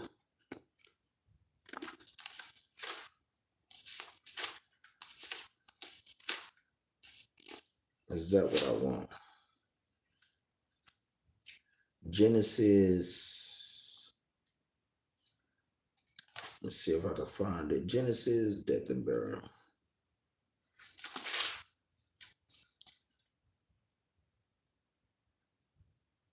Let me see what I want. Dig another wrong. Disputes over the well. Isaac prospered, so in the land, flocks of herds said a surety. Make thy seed. Let me see. Weapons crew. So I begs for a blessing. Let me look at my other Bible. My precept brothers, find that account with Isaac. Or it may be with Jacob. I may be wrong on that. But find that account for me. I know it's on this side of my Bible. Real quick. No, it's the book of Genesis chapter 28 and verse 12. Just going into Jacob, Salakia. This is the book of Genesis chapter 28 and verse 12. And he dreamed, and behold, a ladder set up on the earth, and the top of it reached to heaven. Not necessarily saying that it's a ladder, literally that the archangel Gabriel is setting up so it can reach heaven and land on earth. No, it's talking about a spiritual ladder, a pathway where angels go to and fro in the earth, and where the Most High God sends spirits to and fro in the earth. And he dreamed, and behold, a ladder set up on the earth, and the top of it reached to heaven, and behold, the angels of God ascending and descending on it. Meaning, this is how the Most High God sends angels and spirits to and fro in the earth. You got that,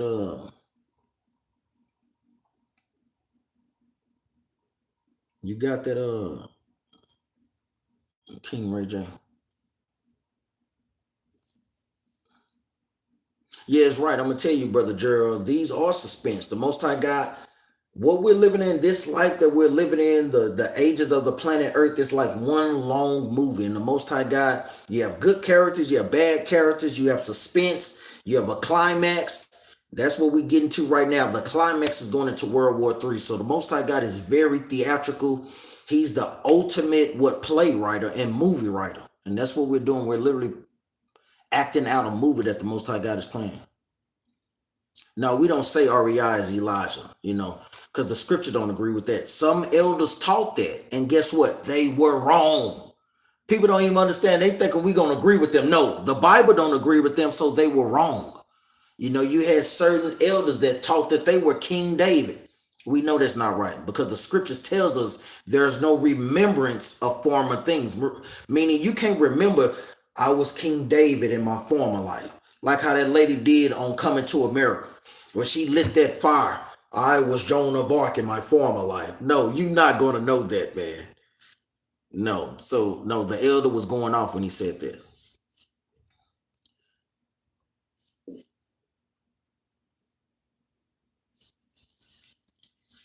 Now, La Militant, the Most High God, it doesn't give his lineage in the Bible, so we don't know. That's a good question. Brother asks, how did the flesh of Melchizedek come to be? Ultimately, we know that the Most High God created him, but his lineage is not recorded. That's what that scripture means. Let's go to the book of Hebrews, because I know what you're talking about. The book of Hebrews, chapter 7. That's all that's referring to. And we can get other precepts on it as well.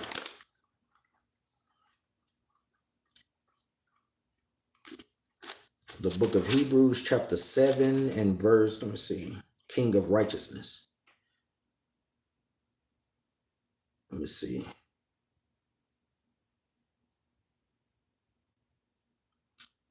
Let me see what I want.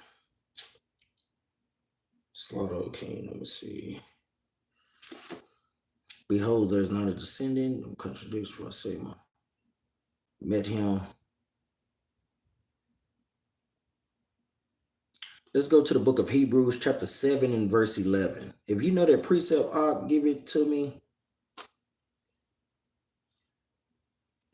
Unchangeable after the order. See, the priest that will not suffer, but this man continue. Unchangeable priesthood is able to save them, for most priests have such a priesthood without. Damn it! No, that's not what I want. I swear. Without. I want the one where it says without. Damn! I just lost the thought. Without father or mother. Is that what I want? Somebody look that up for me right quick. No, we on time. So I want to just get straight to the point. Let me see. Melchizedek having no, I don't know if brothers understand what I mean. Oh, that's what I want. This is the book of Hebrews, chapter 7 and verse, I'm going to get to the point. I'm going to start at verse 1. This is the book of Hebrews, chapter 7 and verse 1. For this Melchizedek, king of Salem, priest of the Most High God, Salaki, who met Abraham returning from the slaughter of the kings, and blessed him, to whom also Abraham gave a tenth part of all, first being by interpretation king of righteousness, and after that also king of Salem, which is king of peace. Verse 3, without father, without mother, without descent, having neither beginning of days nor end of life, but made like unto the Son of God, abideth a priest continually. When it says that, Brother Lod Militant is just going into his genealogy is not recorded in the Bible. That's what that is making reference to. Because according to the book of Wisdom of Solomon, we know that all kings have a beginning and end. This is the book of Wisdom of Solomon, chapter 7 and verse 1. I myself also am a mortal man, like to all, and the offspring of him that was first made of the earth. And in my mother's womb was fashioned to be flesh in the time of 10 months, being compacted in blood and of the seed of man, and the pleasure that came with sleep. So this is King Solomon going into how all men are made. I'm going to get down to the point, verse 5. For there is no king that had any other beginning of birth. For all men have one entrance into life, and the like going out. So we see that all men are created that same way. It's just that his lineage is not recorded in the Bible. There's flaws in many brothers' camps, so what? Is there? Talking about, I'm telling you, boy, Darren Vitamin, Loose Dudes, these got to be the dumbest people on the planet Earth. Our camp has so many flaws, but yet they cannot control themselves from watching us. But it's crazy. You know that they got to be Edomites. Only Edomites do dumb stuff like that. So Christ was perfectly created under the Most High order, and that he became Adam in sin, then becomes Solomon in sin. Because when you read the book of Solomon, I know a lot of times they love quoting these things, but they have never read these things. When you read the book of Ecclesiastes, Solomon literally wanted to know all good and the bad knowledge. Why does Solomon want to know that? So he can do those things, so he can give us an example on what not to do. Meaning, don't chase money because it's nothing but vanity. Don't chase women because it's nothing but vanity. He's literally giving us an example on things to do and what not to do, because he did them himself. Also being that ultimate sacrifice. How are we proud and foolish? That go against the commandments of the Most High. Yeah, all right, Captain Yara gonna let loose on you. Don't get them started. Yeah, we don't want your money, loose dudes. Christianity is the truth. Yeah, get your behind out of there. Yeah, it is. I'm gonna tell you, brother. Finish Quam. Don't pay them no mind, man. You let the captains and the soldiers deal with their behinds, because they just come in here to cause confusion. You know, it is, and you right on that. It's easy to talk trash on the internet, but brothers can't come out and face brother face to face. Yeah, Lil Ray, you stand down. We got this out. You make sure you taking good notes so that you'll be able to read good and bring these precepts out when we out there on the streets.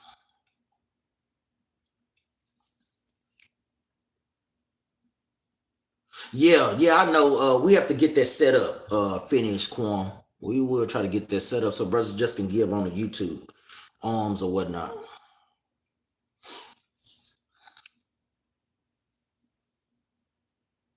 You said, nah, he said Christ was under the Most High in heaven. Then I pulled that to show that he was on the right hand. But the thing is, understand the context. He's just saying the order that he's in. We know he's on the right hand of the Most High, but he's still under Christ, because it's the Most High God, then Christ, the angels, men, women, children. That's what his point was. I know Brother Darren adds, Shalom, break down Genesis chapter 19 and verse 8. Let's get it right quick. So yeah, that's what it's in reference to, Brother King J. What you want? Genesis chapter 8 and verse 9. Get my phone. Genesis chapter 19, verse 8.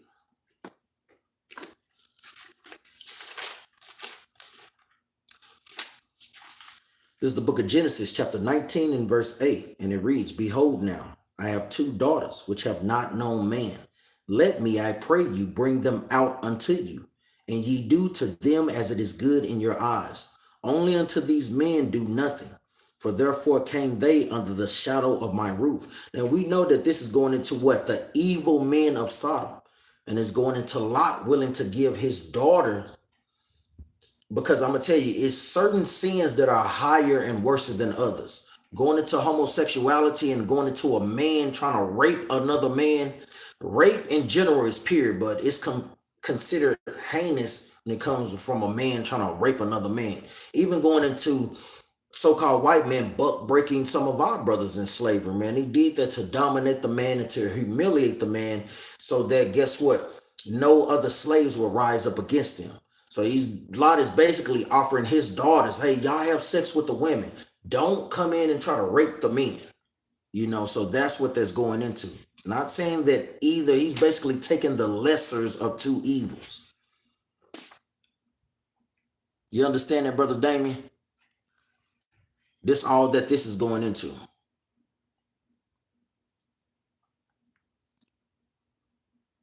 Let's see.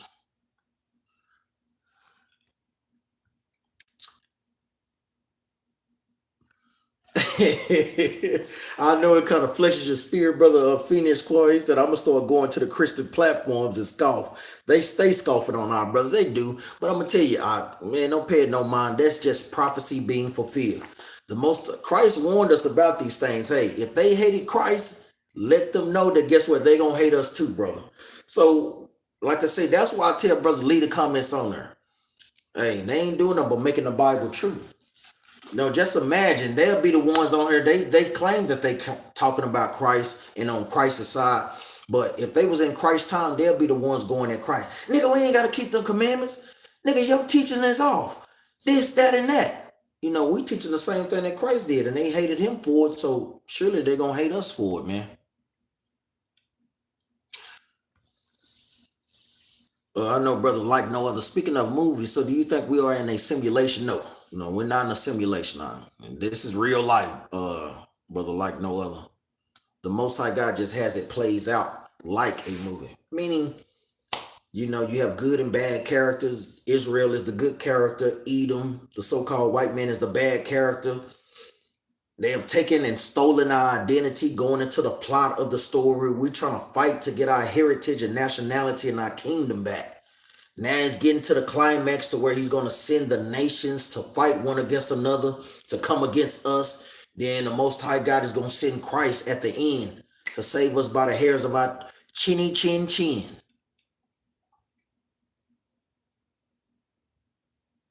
Oh yeah, we most definitely will.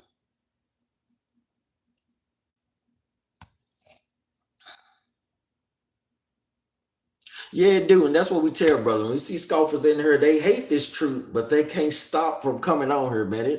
That's why it's cracking me up, man. I have a good laugh at these scoffers on here.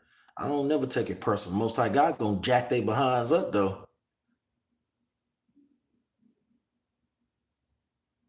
No, we say even with you with this trendy trans woman, that's scoffing within itself. The thing is, we say y'all scoffing because y'all are scoffing. It's not the point that y'all asking questions. We don't care about the questions because guess what? It helps. We love the questions. It helps to edify brothers and sisters that may not know how to answer these things, so we go into that.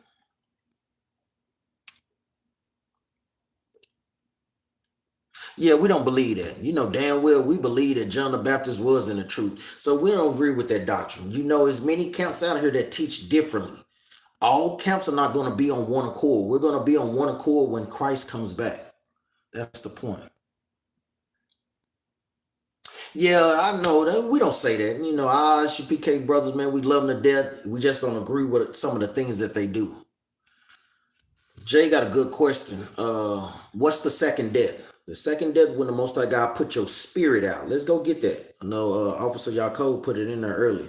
This is the book of Revelation, chapter 21 and verse 8. This is the book of Revelation, chapter 21 and verse 8. But the fearful and unbelieving and the abominable and murderers and whoremongers and sorcerers and idolaters and all liars shall have their part in the lake which burneth with fire and brimstone, which is the second death. So this is the penalty that they're going to face. That's why Christ told us, fear him that can kill both body and see if I can find it right quick. Body and soul. Let me see. Prince of the devil. Kill both body and soul in hell. Brothers can find that precept. So make sure you write that down, Brother Jay. No, King Jakim, can we break down Deuteronomy chapter 31, verse 17? This is the book of Deuteronomy chapter 31 and verse 17. Then shall my anger be kindled against them in that day, and I will forsake them, and I will hide my face from them, and they shall be devoured, and many evils and troubles shall befall them, so that they will say in that day, are not these evils come upon us because of God? Because our God is not among us. So we see even in these times, this is the Most High God given to Moses that guess what? Certain judgments was going to come upon us in these last days. And he had Moses doing what? Warning our people that guess what? If we don't continue to keep the commandments, Most High God was really going to jack us up in these end times. This is what this is going into. Is it something more specific that you wanted?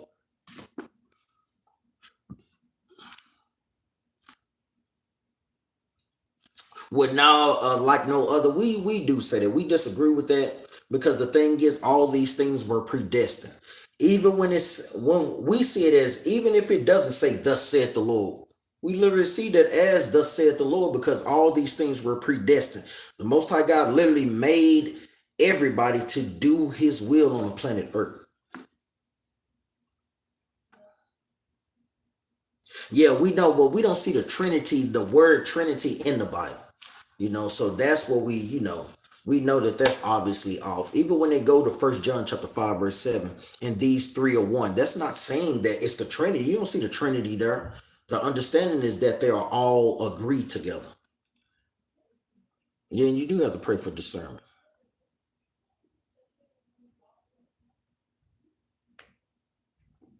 That's exactly right. He anointed us. I know Captain Yara in there.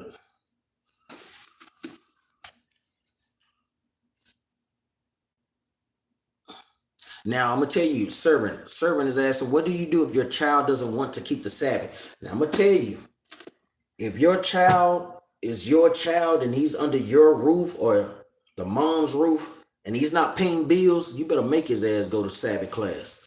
Like the scriptures tell you, give no child no liberty. If they under your roof, guess what? They have to abide by your rules. Now, the thing is, when he get his behind out, get his own job, get his own place to stay at, he can do whatever the hell he wants to. But while he's under your roof, no. Like the scriptures say, you give no child no liberty. Let me see what I want.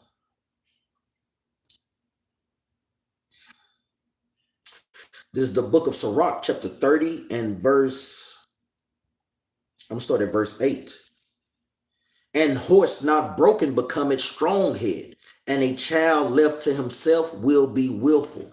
Meaning what? They'll want to do their own thing. The Most High God commands us that you what? Rule over your children in righteousness. Verse 9, conquer thy child, and he shall make thee afraid. Meaning if you play with him, if you cuddle him, if you baby him, he gonna make you afraid. Because then he takes you as not being a serious parent to bring down judgment. It says, play with him and he will bring thee to heaviness. Laugh not with them, meaning what? Don't laugh with them when it comes to judgment. When you getting on this behind and you playing with them, no, don't do that. It's not to say you can't laugh with your children, but when it comes to you correcting them, don't play with them.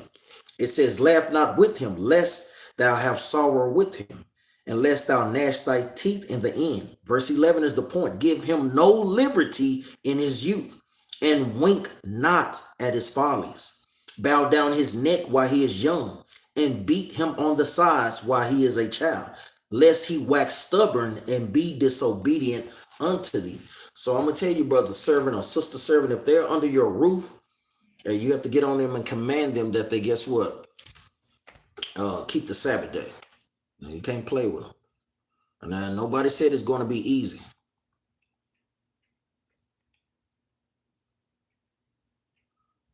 Yeah, we don't believe in virgin birth. You know that.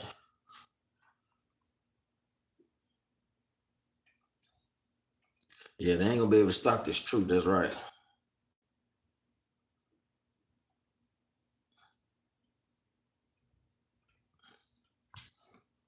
Jay, so y'all don't believe that the tutelars will be... No, we don't believe that, Jay. You know, and like we said, we went over there earlier.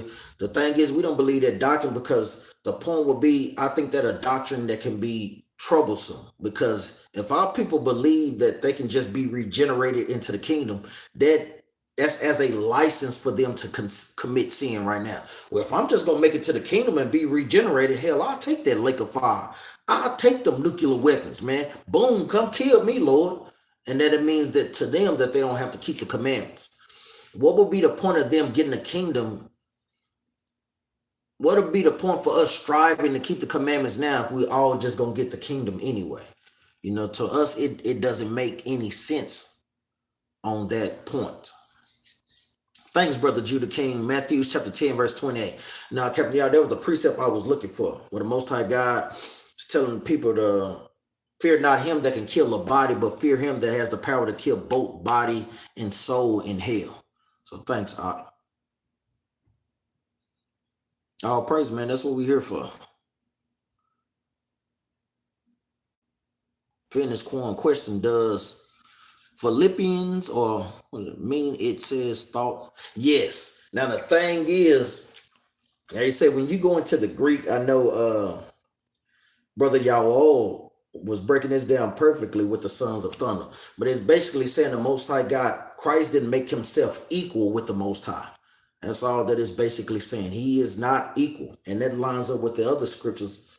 1 Corinthians chapter 11 verse 3, even with the precept that Brother King Ray just put in there, how the Most High God and how Christ is on the right hand of the Father. So yeah, that's exactly what they mean. Mirror. That's exactly right. Even like Brother Daniel, Sister Mary today, we don't give our grandkids choices when it comes to this truth. That's right. And they shouldn't have no choices any damn way because their asses ain't grown.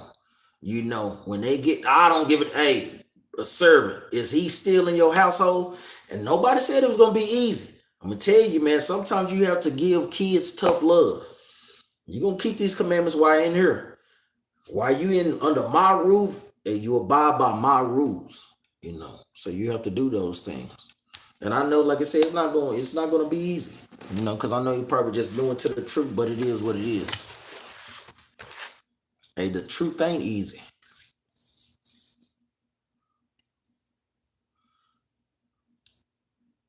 Say it again. Which point, Brother King Ray? What you talking about? Oh, no point. Does it make sense, Capt? Yeah, make it clear. Brother J. John 14:28.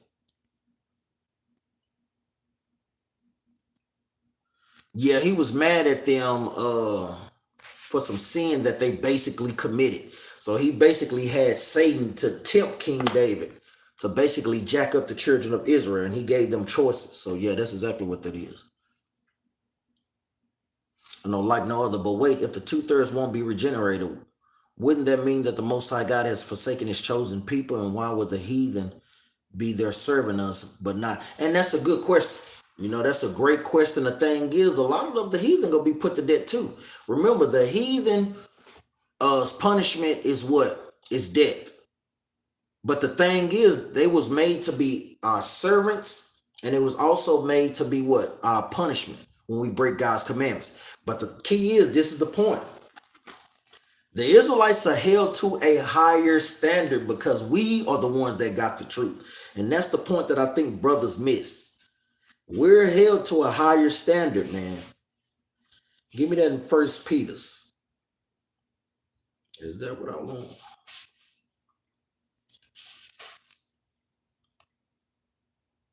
This is the book of First Peter, chapter 4 and verse 17. For the time is come that judgment must begin at the house of God. And if it first begin with us, what shall the end of them be that obey not the gospel? It says, and if the righteous shall scarcely be saved, where shall the ungodly and the sin appear? So it's literally telling you that, guess what?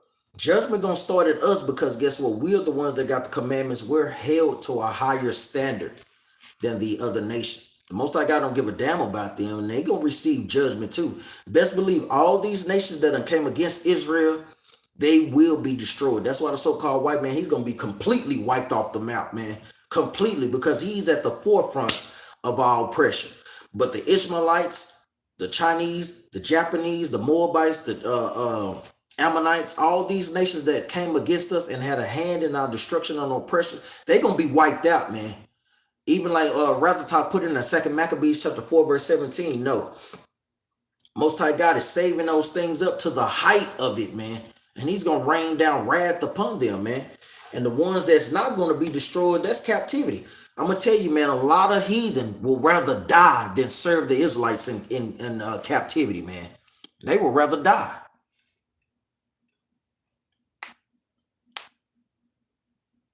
Yes, he gave some grace in the Old Testament. Prime example is King David. You know, King David committed adultery, you know, and then put a brother on the lines to have him killed, basically. And guess what? King David didn't die. According to the scriptures, King David should have died, but he gave him grace and mercy. But it still doesn't mean that judgment didn't come out, because what did he tell King David that was going to happen? Trouble was going to forever befall his house. So even his sons, he had one of his sons rape his sister. They was at odds with one another. So his house was jacked up. You have to pray about it, Brother Jay. I know Brother Jay saying, how do you deal with the understanding your family isn't going to make it? You know, and it is what it is. It's just going into the 2/3. And I'm going to tell you, the longer you be in the truth, Brother Jay, the thicker your skin becomes, because the more understanding you get. Certain times you try to come with your family members and try to tell them about this truth, and they reject these things, man. So it's nothing you can do. You constantly tell them, Mama, you got to keep the Sabbath. Mama, you got to stop eating pork. Daddy, you got to do this. You got to keep the commandments of the Most High and have faith in Christ. And they reject it, so it's nothing we can do. So guess what? Your experience in this truth teaches you that. I know Brother Daniel Sismir, he used to put in there Jeremiah 25 and 29. You know, so experience teaches you that. There's no other way to learn but by experience a lot of times.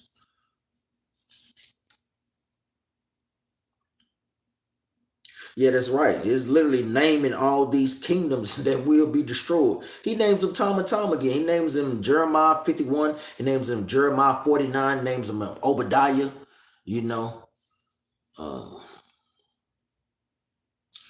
Lada Militant. Can I get an explanation on Joseph dealing with the strange woman? Ask not in Genesis 46 and 20. Was that an order of the Pharaoh? Yeah, with his daughter, yes, basically. So you know, in the politics of the time, you know, because he helped Pharaoh, you know, it'd be customary for the leader to do what? Give their daughters unto them to show appreciation, you know. So you see that throughout there. That's what you see with King Solomon. When King Solomon was ruling the planet Earth, that's why he literally had those other wives, because other nations were taking a covenant with him and giving them their daughters as an acceptance.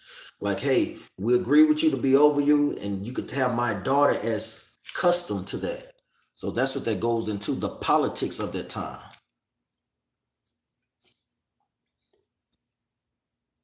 That is right. Adam Kingsman, let them that escape it be consumed by the rays of fire, and let them that perish that oppress the people. That's right. You know, that's a great prayer. Book of Sirach, chapter 36 on down. Does First Peter's 4 and 17 precept with Second Maccabees 6, 4? Let's see.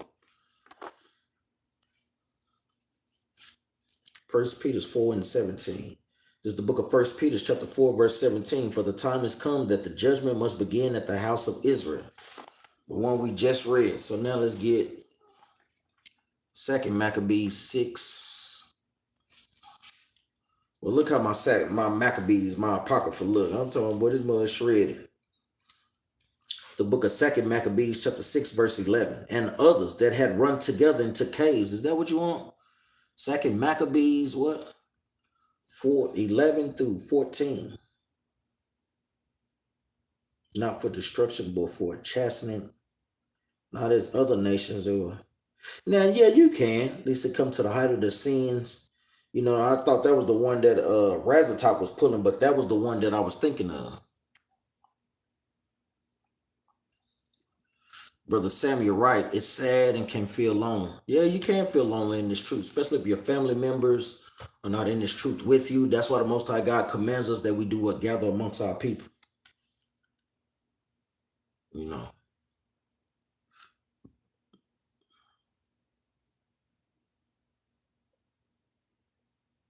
I mean, we do. We didn't say the Sabbath is from Friday sundown to Saturday sundown. It literally tells you in the Bible. And the evening and the morning were the first day. So that starts the day, the evening.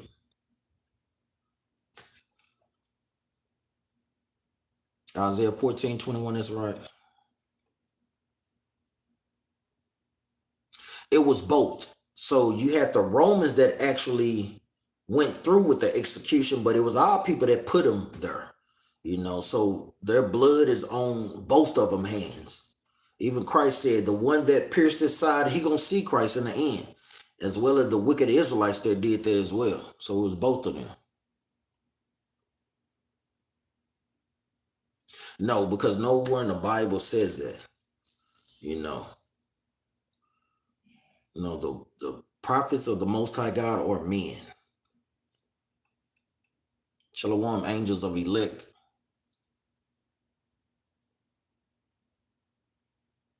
No, I wish I can't take that glory. You know, we humbly say that, you know, we love brothers, you know. I think it's far better brothers than me, you know, and I always learn from those brothers. You know, I love Bishop Nathaniel's teaching, I love Brother Naquan teaching, I love Brother Yawal teaching, I love some of what Captain Tazariot teach. I watch all my brothers. You know, I even like certain brothers from GMS, even though we don't agree with all their doctrines. I'm able to both discern on what we teach and what they teach, and if it lines up with the scriptures and if we agree with it. You know, we don't understand, we don't like a lot of things what they teach, but I have gotten certain precepts, certain good precepts from the elders. That's right. All props go to the Most High. Shalom, knife talk. Okay, you be from the tribe of Issachar, or from the tribe of Zebulun. I knew Mama wasn't trying to hear it when she said Moses came and changed the law. Yeah, that's yeah. Moses ain't changed a damn thing. Yeah, I know what you're talking about, Jeep, the prophetess in the Old Testament. But remember, she gave them advice. She wasn't leading a congregation. We know what you're talking about. It's going into Deborah in the book of Judges. It's two different things. You have sisters, you can take advice from sisters, but the Most High God saying you're not to assert authority or be over a congregation. That's two totally different things. Let's go to the book of Numbers, chapter 27 and verse 16. Let's just prove it. Most High God made the men to be the prophets and to do what? Set up the congregations. This is the book of Numbers, chapter 27 and verse 16. Let the Lord, the God of the spirits of all flesh, set a man over the congregation. Let's go to the book of Ezekiel, chapter 34 and verse 31. Just run through the precepts. There's the book of Ezekiel, chapter 34 and verse 31. And ye, my flock, the flock of my pasture, are men, and I am your God, saith the Lord. So we constantly see these things. Let's go to the book of 1 Corinthians, chapter 14 and verse 34. This is the book of 1 Corinthians, chapter 14 and verse 34. Let your women keep silent in the churches, for it is not permitted unto them to speak, but they are commanded to be under obedience, also said the Lord. The law. That law we just read was going into what? Numbers 27 and 16. And if they will learn anything, let them ask their husbands at home. For it is a shame for women to speak in the church. Let's go to 1 Timothy chapter 2, verse 11. Literally just going through the precepts and letting the precepts talk.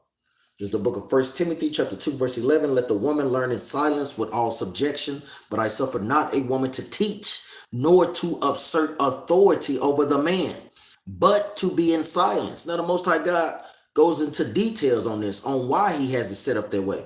For Adam was first formed, then Eve. And Adam was not deceived, meaning sisters can be easily deceived at times. And sisters are what? Deceived by their emotions as well. They're very emotional creatures, and the Most High God made them to be the weaker vessel. It says, for Adam was not deceived, but the woman being deceived was in the transgression. So that's why the Most High God has it set up that way. Yeah, we know you're talking about Deborah. Dine-In, is Yahweh the same as Jehovah? I thank Yahweh for your presence, charisma, and spirit. All praises. Now we know that, like we say, these are just different ways to say the Most High's name. You know, you have Yahweh, you have people that call him Yahweh. You know, we know that the ancient Paleo Hebrew is going into Yahweh, you know. Knife talk, what is your father? There's no such thing as mixed in the Bible. You are what your father is. So whatever your father is, your father planted his seed in your mother, and that's who you are. So if your father is a so-called Mexican, if a Mexican, what we would call him today, a Mexican man planted seed in a so-called black woman, you would still be of the tribe of Issachar, even though your skin tone would be a little darker. If a white man planted his seed in a black woman, that baby would be what? A so-called white man, even though the skin would be a little darker. So skin does not dictate your race or your nationality. The blood dictates it. So what is your father's race? That's how we can give you that answer. Numbers 1 and 18. Matter of fact, let's read it. We try to accustom brothers and sisters, especially our brothers that teach out there on the street, by just literally going to the precepts and letting the precepts talk. Just the book of Numbers chapter 1 and verse 18. And they assembled all the congregation together on the first day of the second month. And they declared their pedigree, meaning their bloodlines, after their families by the house of their fathers. So your bloodline is determined by your father.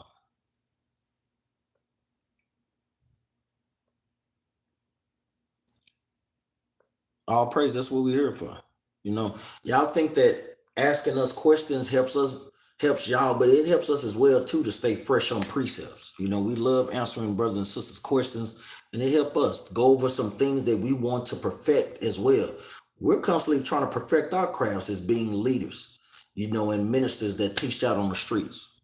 So not only are y'all helping us, but, you know, iron sharpen irons. Mexicans are Asians and Spanish in origin. For the most of them, they are not Israelites. Well, if you say so, but I'm going to tell you,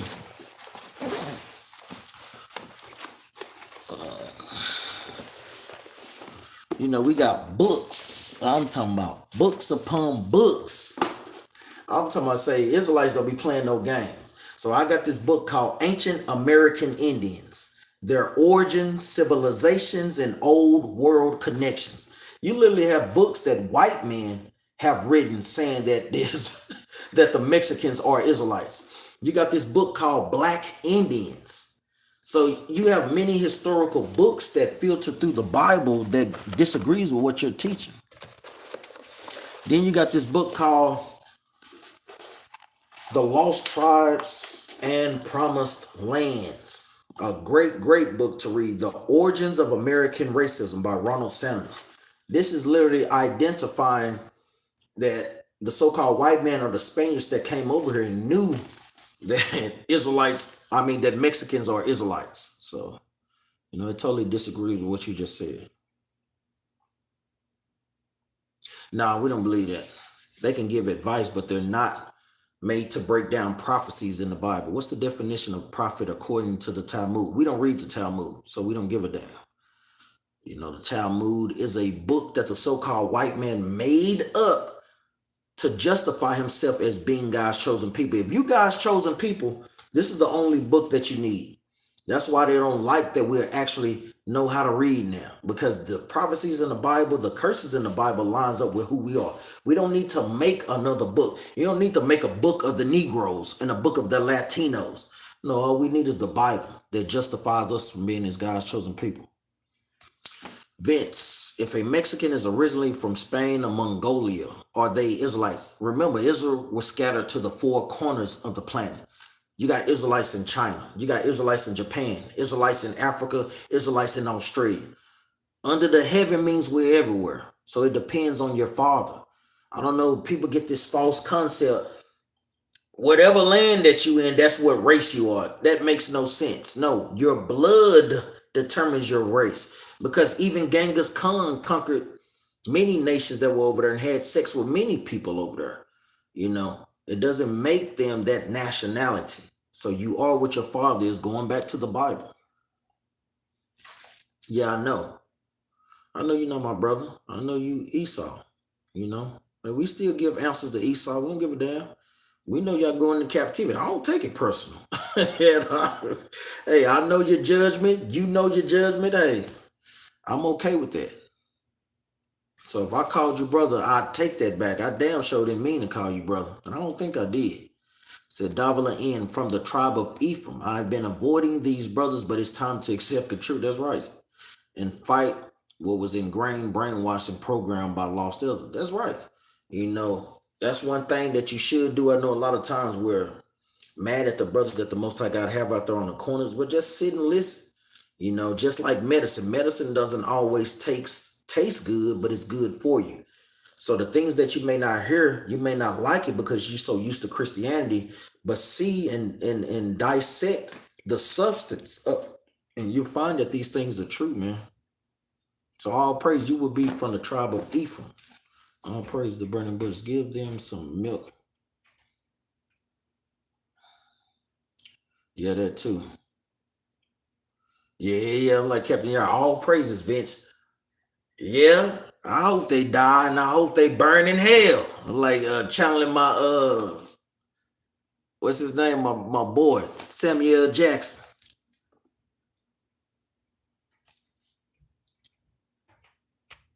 Yeah, everyone did used to be black. I mean, that's obvious. All nations come from, like we say, different shades of brown. The only nation, this is a prime example of how you know the Most High God has curses on Esau. They was the only race of people, just think about it, they the only race of people that don't have any melanin in their skin. The original Chinese were black.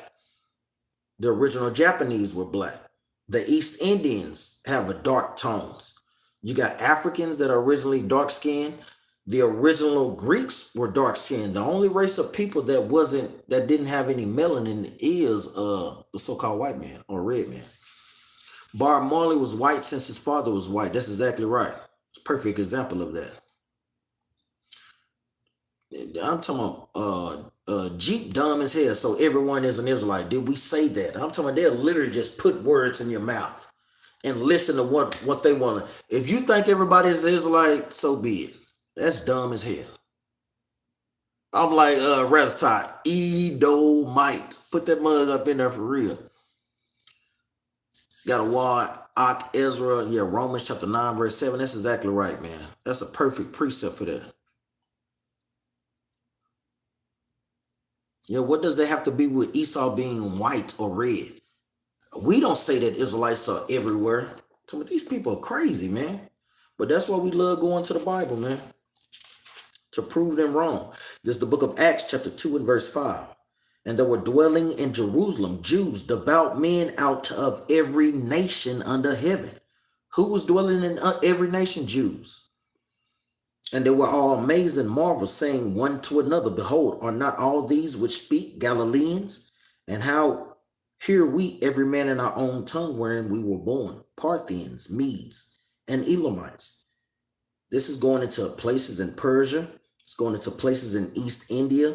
Mesopotamia is going into Iran and Iraq. Judea is going into modern day Israel. Cappadocia is going into Asia Minor, places in Greece, Pontus and Asia. Phrygia, Pamphylia, this is going into places in Greece and in Egypt and in the parts of Libya, going into northern Africa and about Cyrene, and strangers of Rome, Jews and proselytes. Cretes, going into other places of Rome and Greece, and Arabians. We do hear them speak in our tongues the wonderful works of God. So we didn't say we everywhere. The Bible says that we're everywhere. We're everywhere because we broke God's commandments, and he scattered us by way of slavery. Yes, it mixed, but remember, Nehemiah is no such thing as mixed race. When we say mixed race, we say it according to the terms of what society uses as a social construct. But according to the Bible, there's no such thing as mixed. You are what your father is. Now, Nehemiah was getting on them because they did mix amongst the other nations. Remember, those are two different terms. We say mixed amongst the other nations, showing the relationship that an Israelite had with a non-Israelite people. But it's no such thing as mixed children. So if Israelite men had sex with other nations, those children would be Israelites.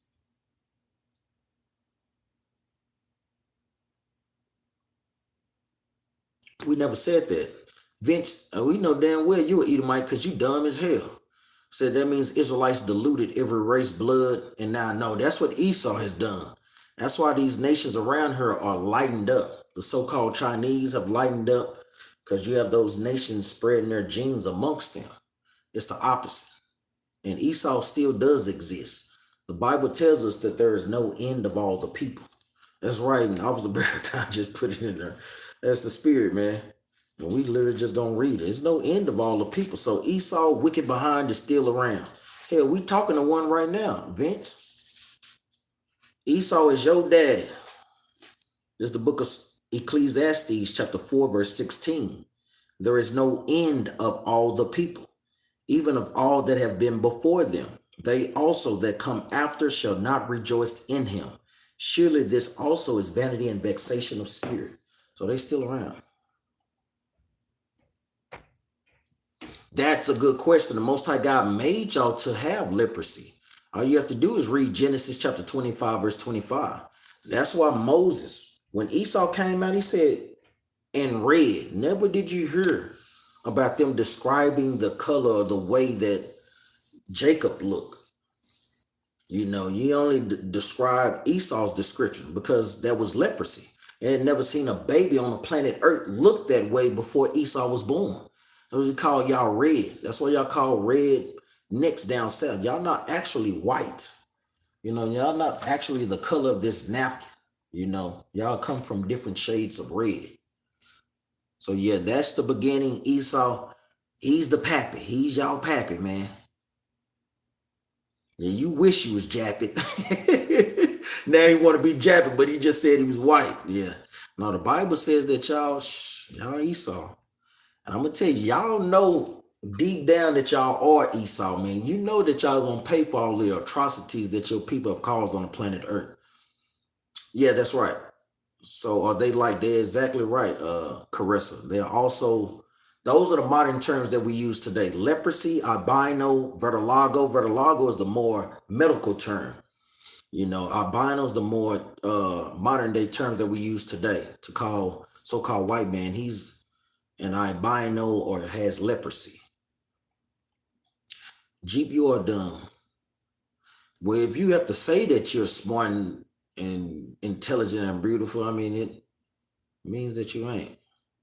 Because if you are, it goes without saying.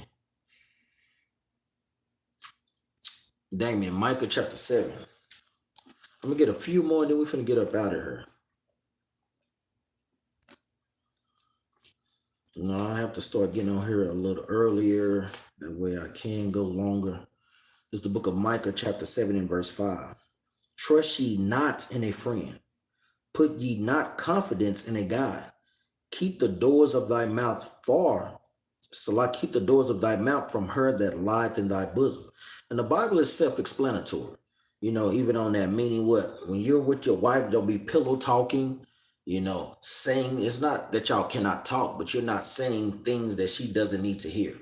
Like the conversations that captains may have, you know, and I know husband and wives can be very close, but the Most High God is telling us this for a reason, you know. So the bottom part goes into pillow talking amongst your wife. It says, trust ye not in a friend, meaning what? You have to constantly prove a friend, especially in the truth. You have to prove them. Make sure that they're lining up with thus saith the Lord. But just because brothers and sisters may wear fringes and a border of blue, got a nice beard, doesn't mean that they have your best interest at heart. You know, Yeah, that's right. Judah King, Louis Farrakhan, that's right. Hey, be proud. We know the Bible gives us y'all characteristics. All you have to do is read Obadiah. Your pride is deceiving you, though. That's the point. This is the book of Obadiah, chapter 1 and verse 1. The vision of Obadiah, thus saith the Lord concerning Edom. Jump down to verse 3. The pride of thine heart had deceived thee, thou that dwellest in the clefts of the rocks, whose habitation is high, and saith in his heart, who shall bring me down to the ground? So we know that, Vince. And the Bible got y'all down to a T. Says, question, what is speaking in tongues? Is that speaking the native tongue? No. Speaking in tongues is going into speaking another language, according to the Bible. The speaking in tongues that they do in Christianity is where brothers and sisters have demons on them. You know, that comes from a tradition of when we were in slavery.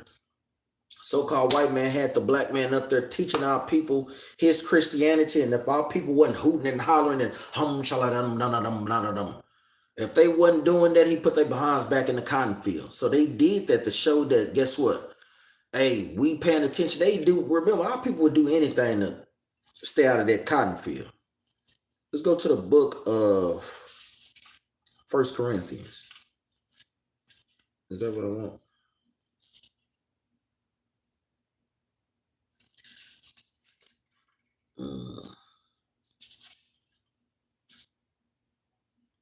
First Corinthians or Romans? I get them mixed up. Romans chapter, I think it is 1 Corinthians.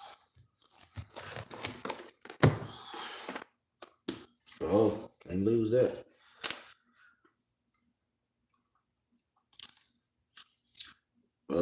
Gifts of diversities. Let's see. What do I want? I lose my thoughts. 1 Corinthians chapter.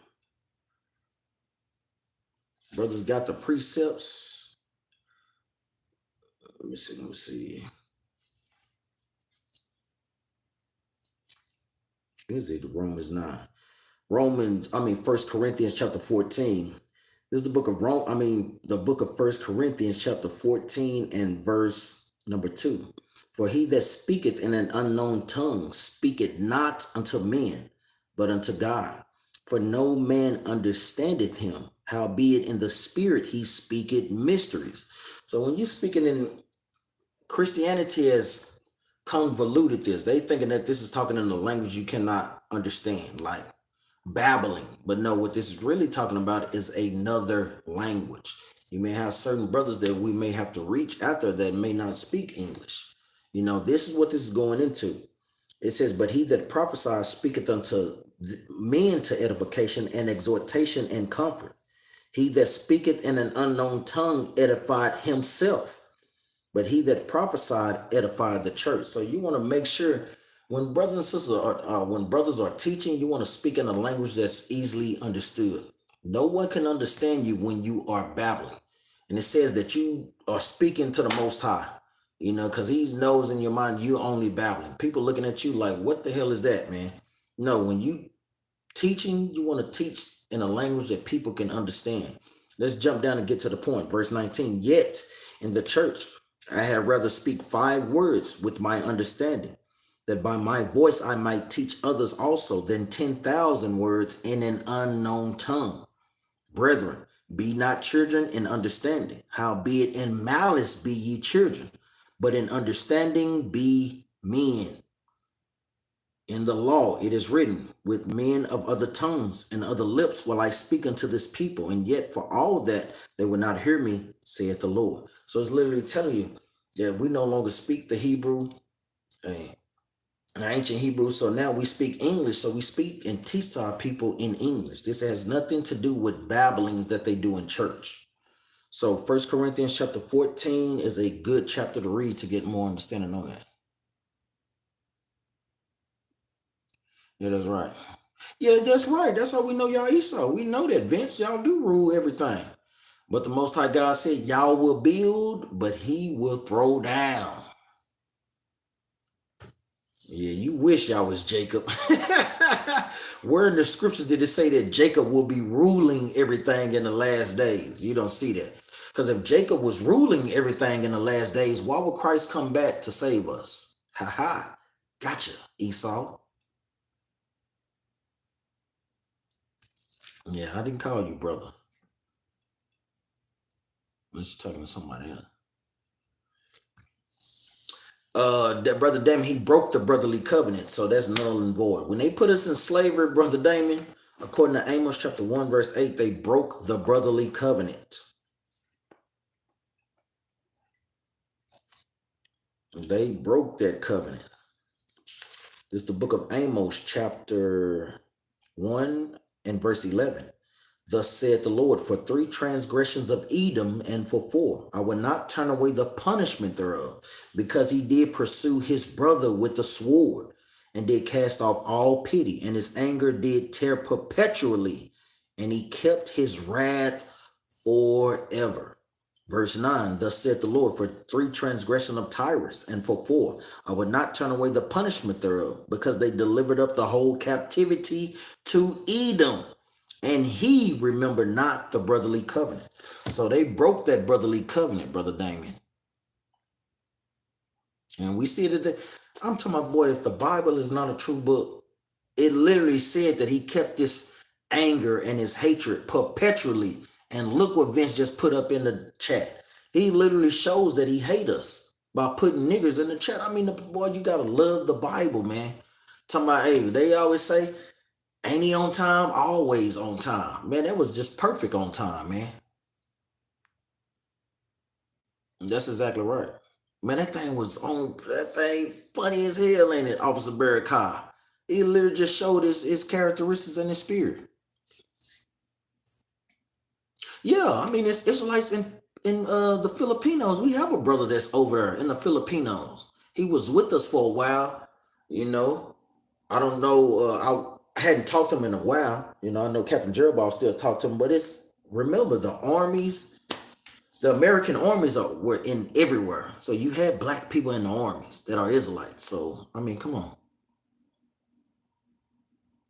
Japan is Jerry Harrell Jr. Japan is the children of Ammon. That would be their biblical name. So they suffer from a disease called a mongoloism, you know, for basically incest. So that's where you have the Japanese, which are the children of Ammon, and the Chinese, which are the children of Moab.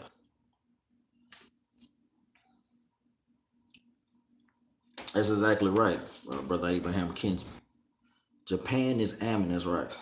Deuteronomy 23 and 7.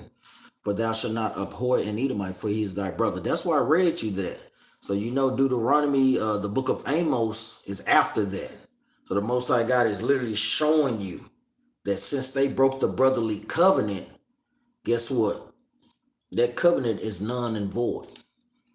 So I know a lot of times people try to go to Deuteronomy chapter 23, verse 7, but you have to think, even Brother Damon, just think about it. If you read the Bible in context, 2 chapters down, he literally told us to go and kill all of Amalek, brother. So you have to get the understanding of that. He literally told us to go and kill all of Amalek. And because King Saul didn't do that, that's why we still struggle with them today. You know, that's why we're constantly oppressed by them today.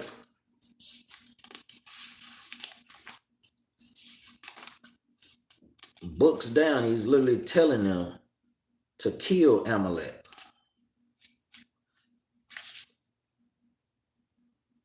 When you read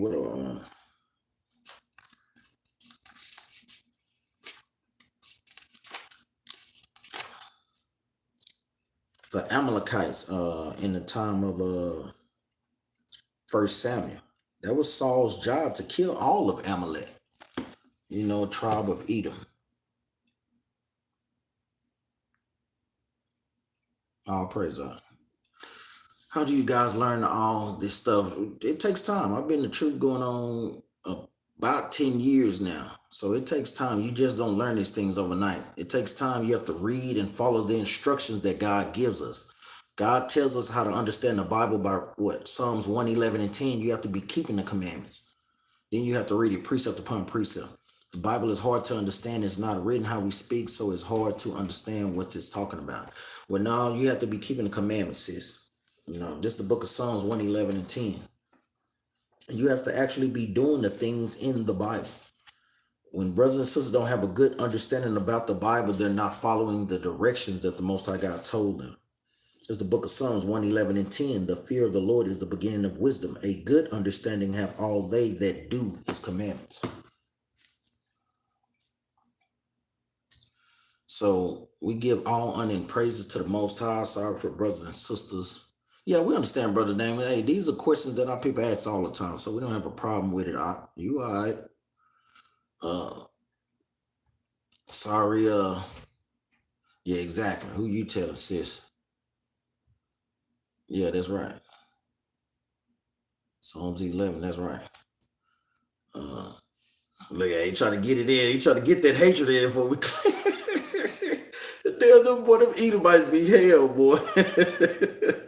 Hey, I'm gonna tell you, every idle word that you speak or that you type, guess what? You're gonna have to give him a cap for that thing in that day. Talking about he Jacob, but you steady saying hate speech. No, you Esau, you your daddy, man. Look at it. Hey, pile it on, man. You got that angel that's watching over you. And I hope it's a damn death angel too, man. Hey, I'm talking about going, do not collect $200. He going straight to captivity on the Monopoly board. Yeah, you wish you was Jacob.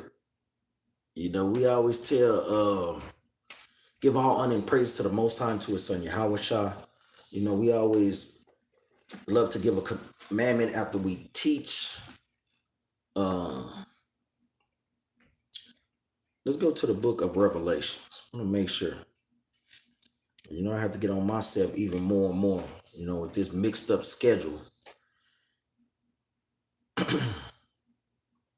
This is the book of Revelation, chapter 1 and verse 3. Blessed is he that readeth, and they that hear the sayings of this prophecy, and keep those things that are written therein, for the time is at hand. So it's commandments that we do what? That we read the Bible, brothers and sisters. I have to be on myself more, reading more and more. Shalom, shalom, Sister Mitchell. I seen you delete some comments. Did you have some questions, sis? Don't put them things in the chat. But it's commandments to constantly read the Bible. When you read the book of Isaiah 34 and 16, we want to read, man. Read as much as you can, get as many chapters as you can, so you can understand the context, and more important, when we're going through the precepts, you can understand the deeper understandings of the scriptures. And with that, say, giving all honor and praises to Yahweh, Bahashem, Yahweh Shah. Say shalom. Bruce trying to get it. Israel, boy, say all praise for Israel, man. Esau, you going to captivity.